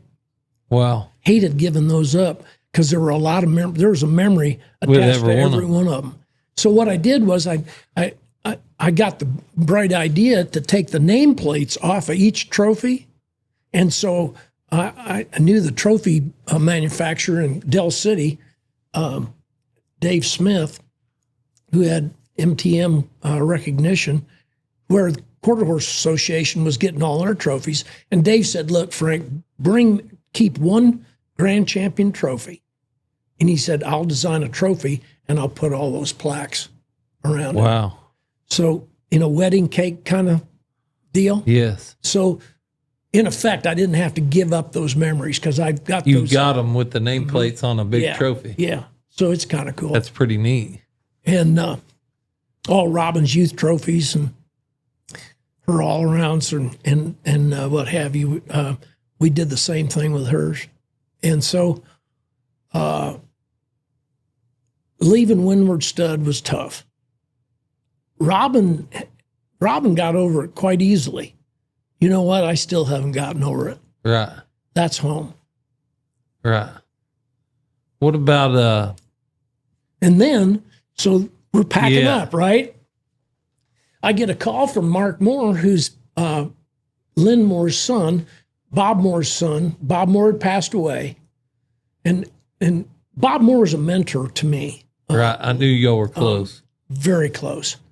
He was just like a father to me.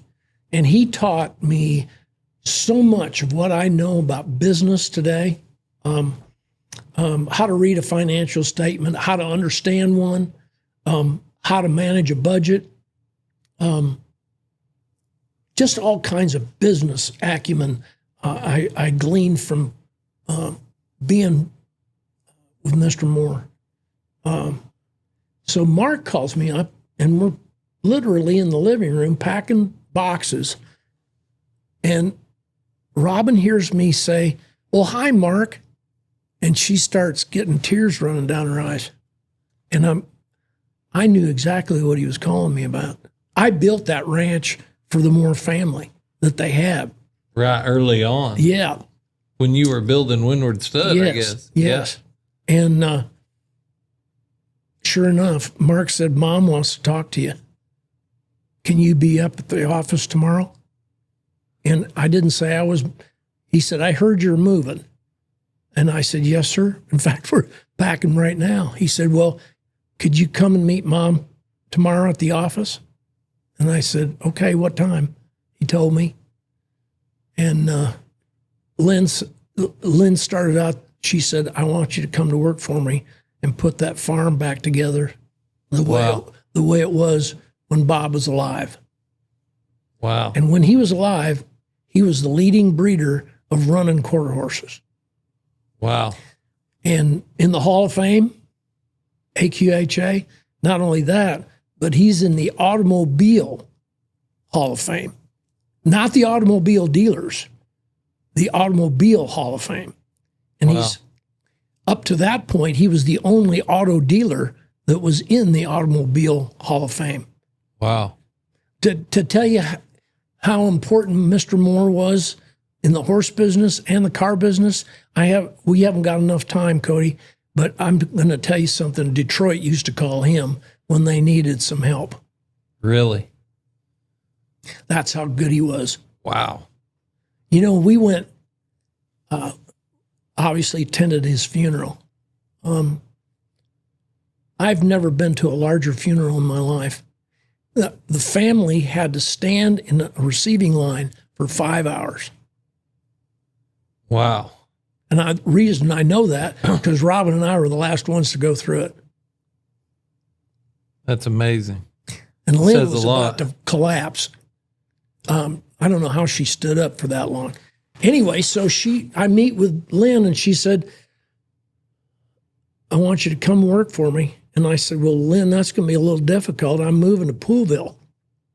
She said, that's okay. And she didn't take no for an answer, okay? She said, you can commute. And I said, I can't drive 190 miles every day back and forth. That'd be 400 miles. And she said, no, you don't understand. You're going to live at the ranch, and you'll see Robin on the weekends. And I'm going, you know what, Cody? I couldn't say no. Isn't that strange? I look back at that and I think about the sacrifice that I made for my family, for that family.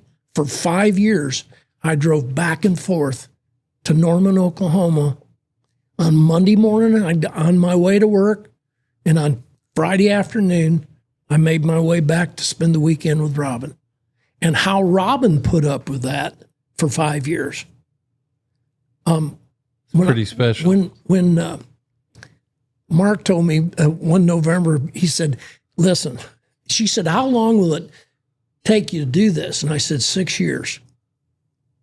I don't want to even get into the problems that I was facing with deferred maintenance and business structure and things of that nature. And the stallions had become unpopular.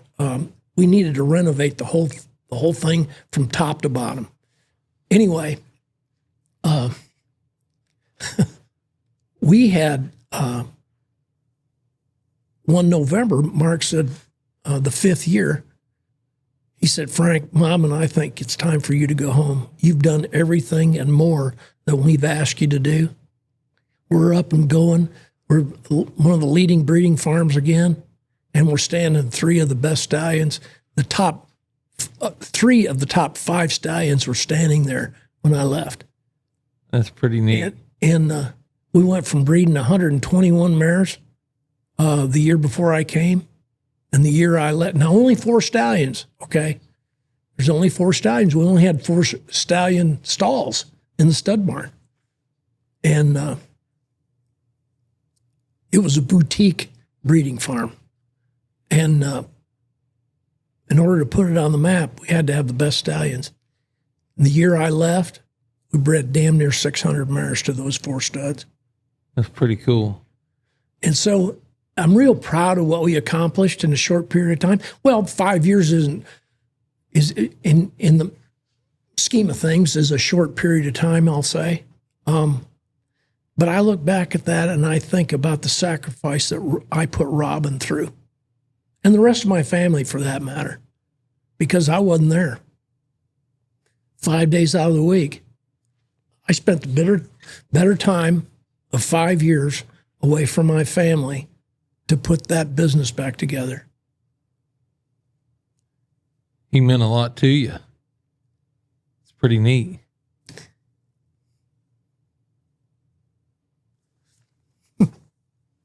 That's pretty special. Anyway, so I come home was about to say, Listen, then they weren't going to let you rest long. No, by the way, I'll tell you how kind that family was. They gave me a year's salary for a severance and a brand new Raptor Ford pickup. And they gave me my bonus, even though I hadn't even earned it. That's how pretty good cool. they were. That's a pretty neat story. Well, there isn't anything I wouldn't do for that family. Absolutely. And that farm is still part of me, okay? I mean, I designed the damn thing and put the people in there, and the people that run, that I worked with, Andrew Waters, for instance. I brought him in as my stallion manager, Bob Moore. And then now Andrew's, I got to tell you, Andrew's one of the greatest stallion managers I've ever seen in this entire equine industry. He's that meticulous. He's meticulous like I am. And those horses that he takes care of are pristine. There isn't one hair out of place, okay? And he takes great pride in that. And you have to be passionate, because there's a lot of hard work that goes into taking care of those horses to that extent, okay? At that level. And I'm so proud of Andrew. And then Phil Stewart was managing the farm when I got there, and then Phil became my assistant. And Phil was a big help those years that I had to manage that farm, and I couldn't have done it without him. Absolutely. But anyway, so here we go. I guess I'm semi-retired. I'm not retired from the horse business, but I'm not running any stud farms anymore.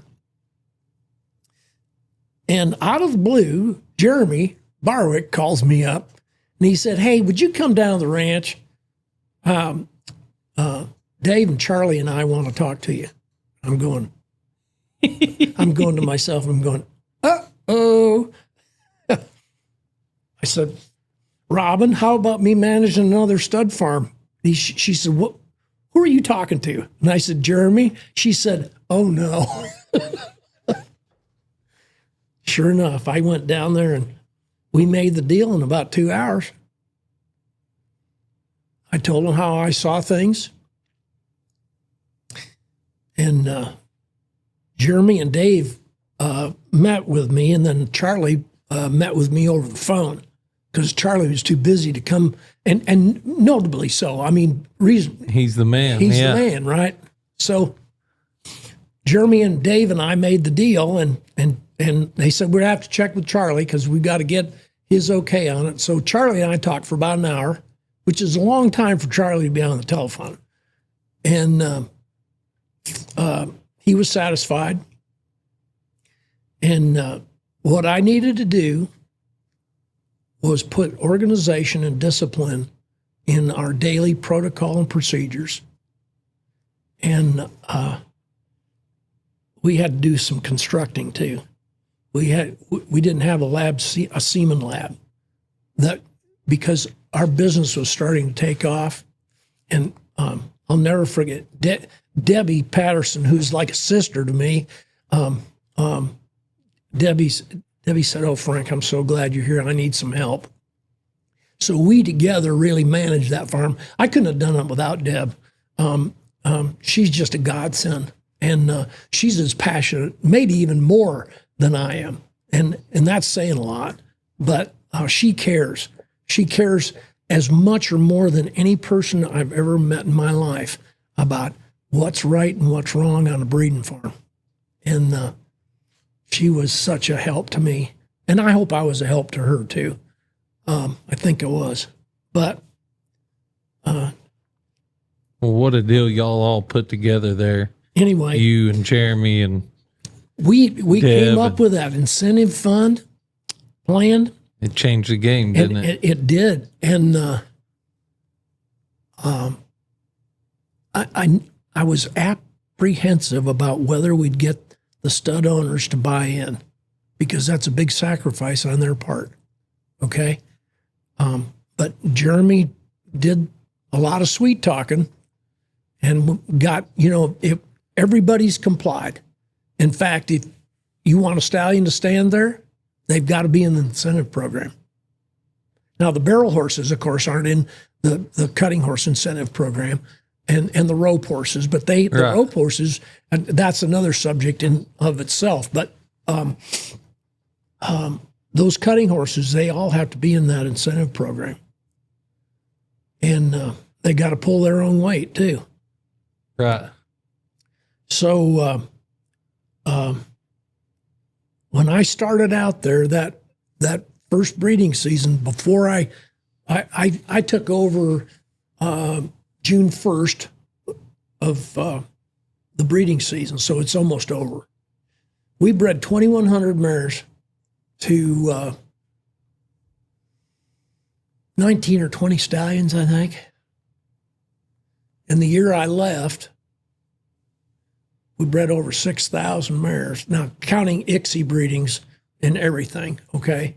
But still, that's... to I think 48 studs. That's incredible. And so, it was happening right in front of my face, and I'd tell the boss, I said, "Hey, look, boss, can you believe what's going on here?" And he said, "I thought it'd be good," but he said, "I never thought it'd be this good."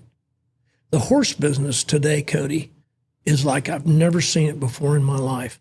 And I'm almost 78 years old. I've never seen it this good. And the thing that really baffles me is it's been good for a long, long time. We're in a bull market, the likes of which we've never experienced in our lives. I've been through three contractions or depressions or recessions in the horse business: 73, 2008, and then we had a dip in 2013 or 14. I was going to say 13, 14. Okay. Even through COVID, which is unlike any other business, we thrived. That's right. It grew during COVID. Can you put any reasoning to that? Why, when everybody else is having hell, were we selling horses higher than a cat's back? I don't know. And breeding mares. You know what's really helped our market more than anything is the purse money. The purse money has gotten so big, it's really what drove the racehorse market. Price support, right? Purse support. You had something, there was a gold kettle at the end of the rainbow that you could strive for. Nowadays in cutting, rein cow horse, barrel racing, roping, with all the roping fraternities and everything that's going on, and reining, the purse structure has risen to the level that it becomes a price support. Do you know what I'm saying? Yes, sir. Absolutely. And that's what really is the driver, I think, behind the prices we're enjoying. And it's kind of neat to see that for the first time in a long time, maybe ever, that the yearling market is strong, but the trained two-year-old market is stronger. Yeah. And that's the way it's supposed to be. It's supposed to be, yes, sir. But before that, you go sell a yearling for a lot of money. You'd spend a lot of money training them, send them as a two-year-old. You wouldn't get your investment back. And that went on for years. That was what we put up with for a long time. The yearling market was high because we were selling hopes and dreams. Dreams, yeah. Okay? Selling the dream. Once a horse got trained, although the cat was out of the bag, right? He's either going to be a good one or he's not. And if he's not going to be a good one, well, I'm not going to spend any more money on him.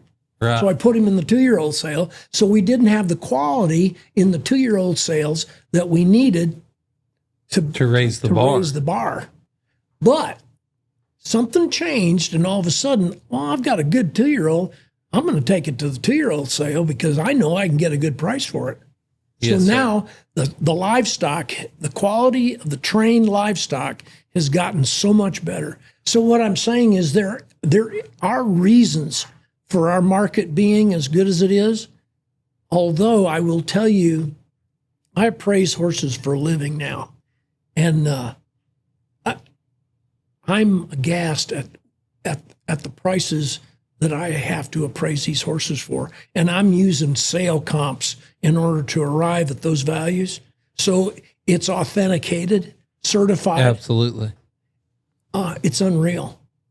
I mean, I had to do a barrel horse the other day that actually appraised for $1 million, a gelding. So that's not unusual in the sport horse industry. Grand Prix jumpers are bringing that and much more. Okay, geldings. Right. But now our Western disciplines are reaching those lofty heights. You know what I'm saying? Absolutely. It's amazing. So actually, there's more reason for our horses to bring good prices and lasting, and this lasting as long as it is, because we finally got the trailing purses and the incentive purses Caught up to where we're at. Caught up to where we are. Okay.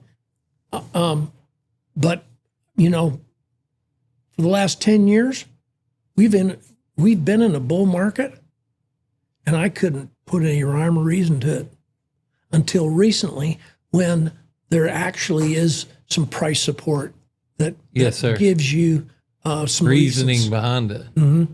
So, solid business reasons. Okay.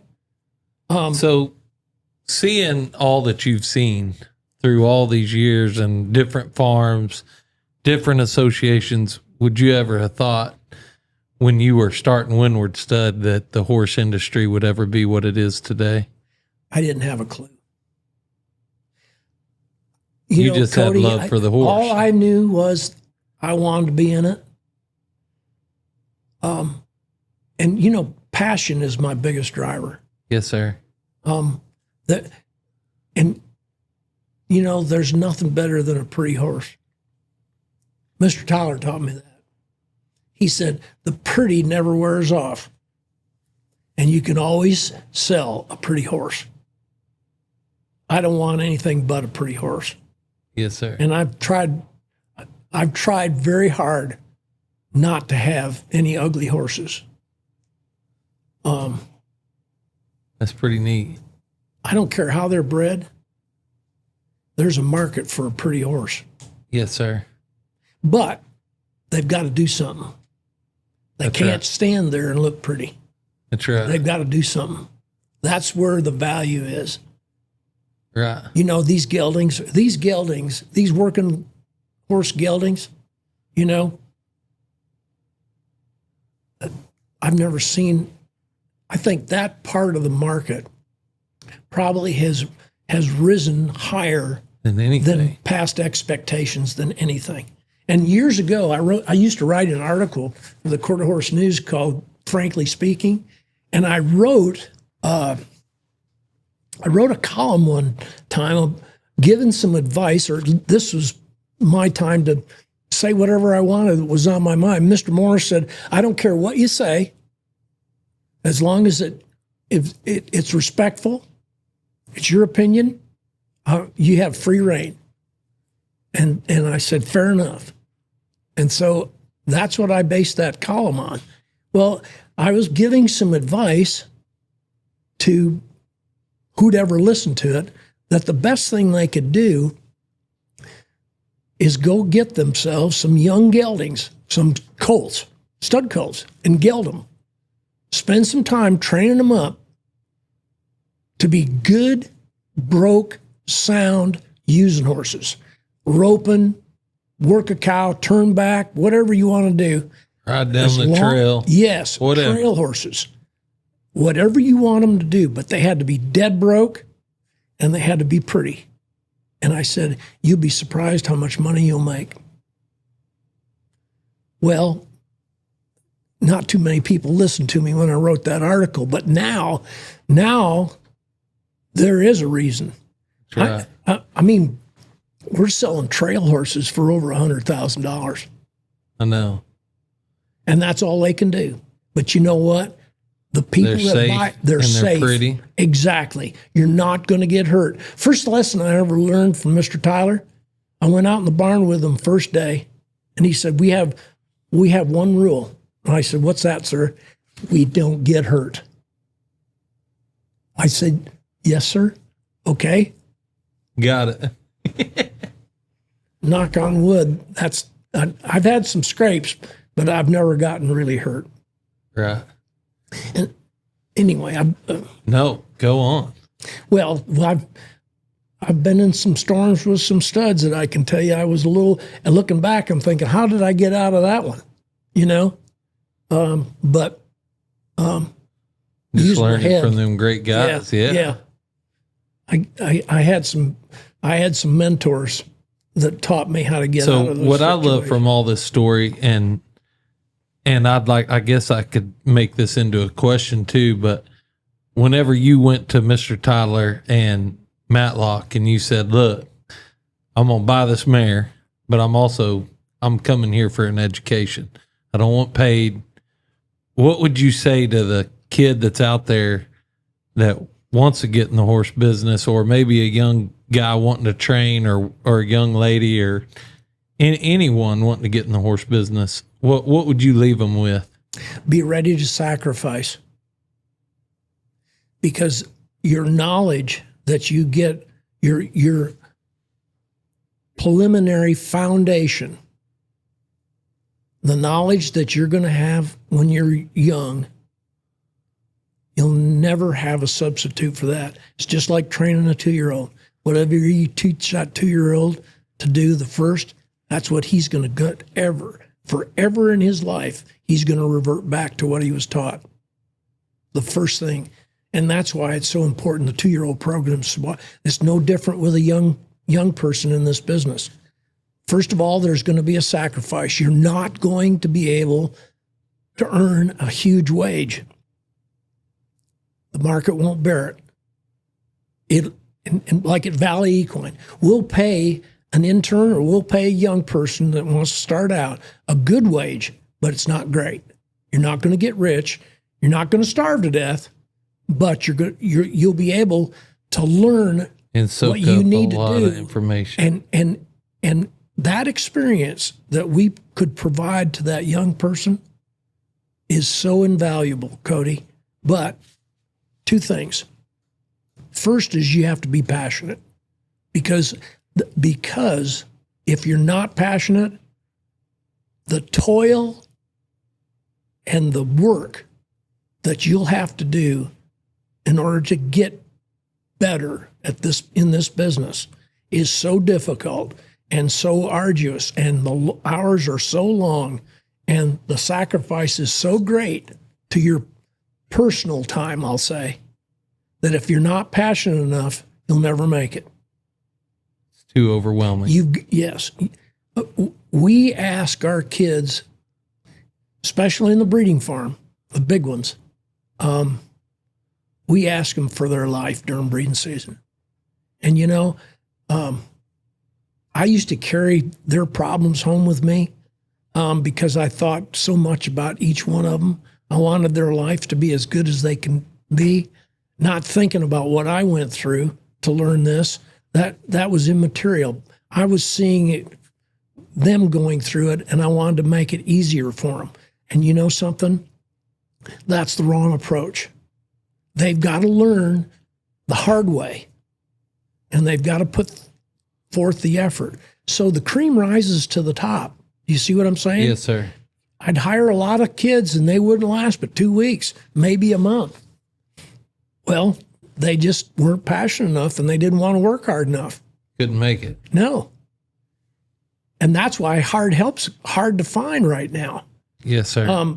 Because there's so very few young people with the passion that they have to have in order to learn what they need to know in order to be successful in this business. This business is as tough a business as I can think of to make a profit. Okay? And the good ones, the knowledgeable ones, the thinkers, the workers, the doers are the ones that rise to the top. Boom, mic drop right there. That's right. I, you know, I told Jeremy the other day, I said, I miss being there. And it's like I never left because, when they post something, you still get to be a part of it. Yeah. I'm sharing every single post that they're making at Bob Moore Farms and Valley Equine. Absolutely. Because They're I still your babies. We had, well, your passion shines through. Yeah, we had a lot of success there, and even more so now. And it's gratifying to know that I had a little something to do with that. It's pretty neat. And it was a sacrifice. It's a sacrifice. Absolutely. On my part, but that's where my passion picked it up. Yes, sir. Robin used to worry about me driving. 281 going to Stephenville that's like driving in the Indianapolis 500. If you're going 80, you're getting walking past. Yeah. and I tend to drive a little faster than I should, but boy, I wasn't keeping up with them. Thanks to that Ford Raptor, Yes. Bob Moore Farms. Anyway, so I told Jeremy the other day, I said, you need some help. I'll come back and help you, but I'm not going to come back there on a full-time basis. I don't know if he'll ever needs any help. He's got great help now, but They do. It's an unbelievable operation. yeah. And I'm so proud of all the people that we have working there and the support that we get from Signature Equine. Absolutely. Is invaluable. The whole circle Yeah. that's tied, or every branch off of that spoke Yeah. Western Bloodstock. is so, it's just the Signature. top of the game. It's as good as it can get. Yes, sir. And realistically, there's not a stud farm in the world that's breeding the number of mares that we are. Oh, I believe it. That's something to say. That's incredible. There are some things about that Jeremy and I are really concerned about, though, and that is our breeding technologies and where they may lead us in the future. We got to think about our horse's welfare, and we got to do right by him. Yes, sir. And it's going to take some sacrifice in the long run on a lot of our parts in order to do what's right for that horse. But at the end of the day, it's just like, going back into history. I'll give you, for instance, a little story I'll tell you. And how you never know what's going to happen. You can't predict from now until 10 years what the decision you made today might have an impact on. I was standing in Boone Bar, and Gary and Sandy sent him to me, and he'd been breeding a few mares, 10 to 15 a year, and then Gary and Sandy said that we've got to send him somewhere where we can expose him to more mares. So they sent him to me, and I'm honored to this day to be able to say that I gave Boone Bar his real shove. Yeah. So Rick McGlynn and Rick was my stud manager. We were taking care of the babies. The only time we could was in the middle of the morning, and I'm talking about the middle of the dark morning. It was dark 30. It was like 4 o'clock in the morning, and we're doing chores. We're doing the meds for the infants, and in drives Kurt Donnelly with the ugliest mare that has ever set foot on Winward Stud to this day. I'm sure of that. Okay. She wasn't even a good replica of a Mustang.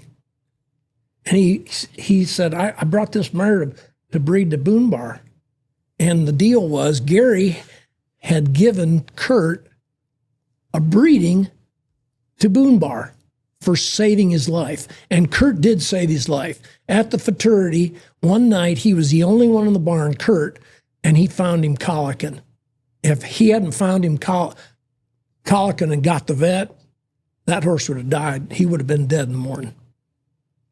Wow. So Gary gave him a breeding to Boone Bar. Rick, Kurt went on his way, and for the life of me, I can't understand why he would show up at 4 o'clock in the morning, but I guess he knew we'd be up. I don't know who was going to unload his mare if it wasn't for us. But anyway, he goes on his way, and we put her in, we have a barn that we segregated new arrivals, quarantine. So we put her in one of those stalls and turned the lights on. Rick shook his head and he said, "Have you ever?" And I said, "Never." Her head was damn near as long as her body, and she was just, she wasn't any wider than my hand. But she was by Royal King. That was the only thing she had going for her. And Kurt had just bought her out of a sale and paid $600 for her. So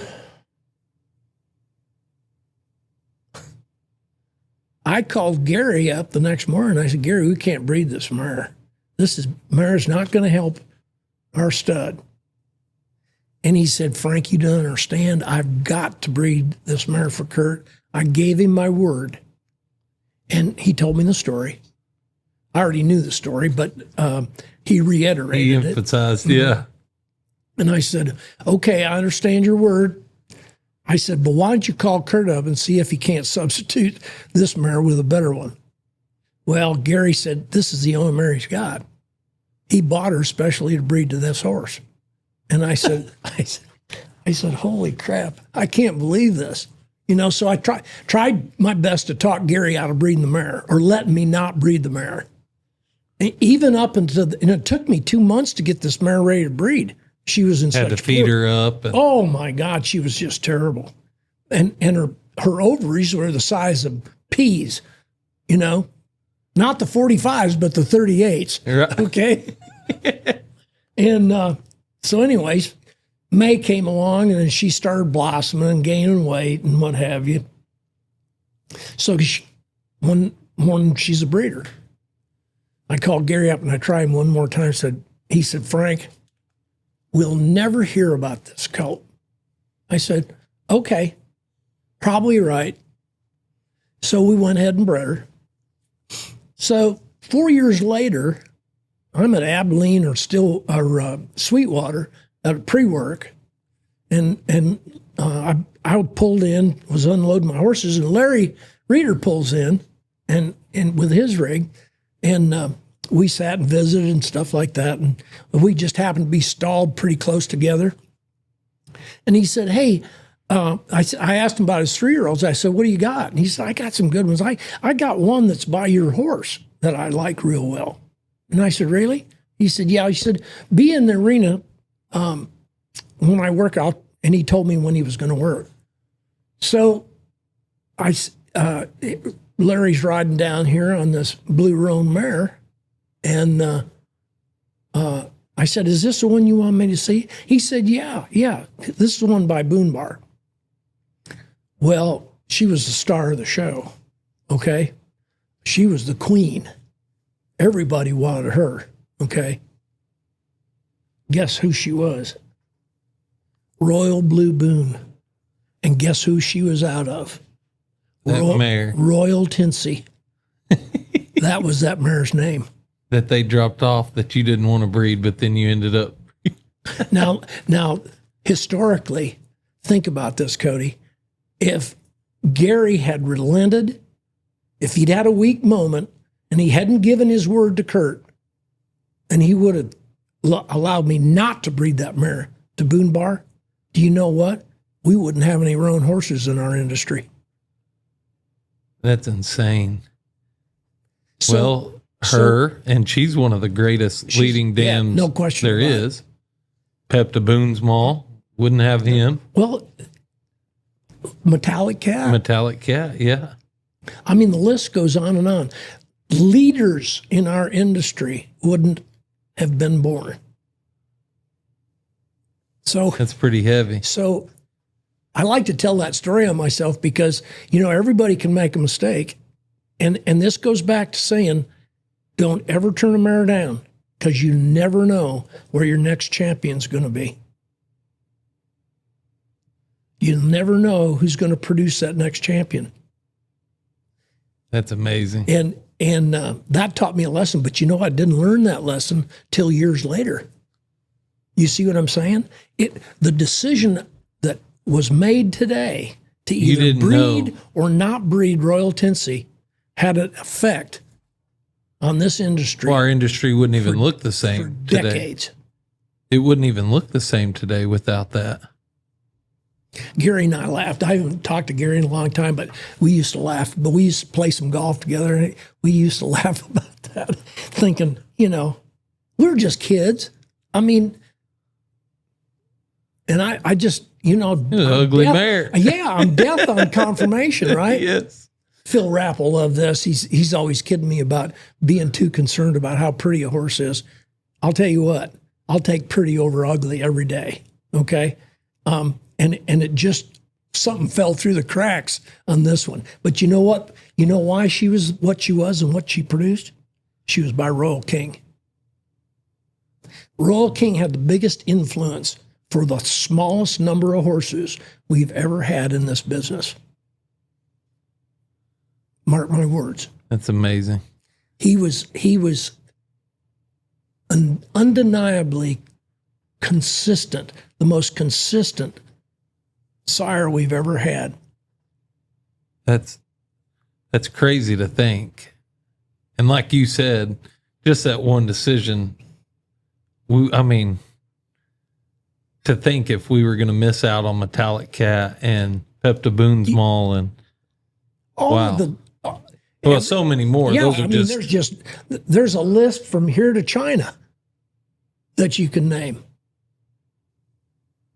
So what I'm saying is the decisions that we make today for our breed, for our horse, for our wonderful, wonderful quarter horse, have repercussions that we won't feel for decades to come. And so we got to be damn careful about what we're doing and how we manage it. And you know something? That's amazing. If we make the wrong decisions, we won't have to live with them. We'll be gone. Our kids will. Our grandkids. And I don't want them to say, well, I wonder what Frank was thinking. You know what I mean? Not me, but what our grandfathers and grandmothers were thinking. Why would they do this? Why would they subject this horse to this? That's pretty neat. You got to be careful. You got to be so careful. This breed depends on it. And we're here to be stewards. We're placed in this position to take care of him. So that's what I love, and also want to say thanks, because you having that attitude and that look on it is one reason we're in this predicament. I believe in the horse industry that we're in is people that do take pride and have that passion to say, you know what, this is something that we need to be thinking about here. So that's pretty cool. Well, I think first and foremost, you've got to have the horse's best interests at heart. Absolutely. You can't be selfish. You can't think about your pocketbook, and it's all driven by money, Cody. I want to tell you, there's a lot of greed in this industry, and especially now. And there's so many opportunities to take advantage of that. It's hard not to. But if you have always predicate your decisions on what's best for that animal, you'll never make a mistake. Thank you, Frank, for coming on. And listen, I'm probably going to have you back on here to have a part 2.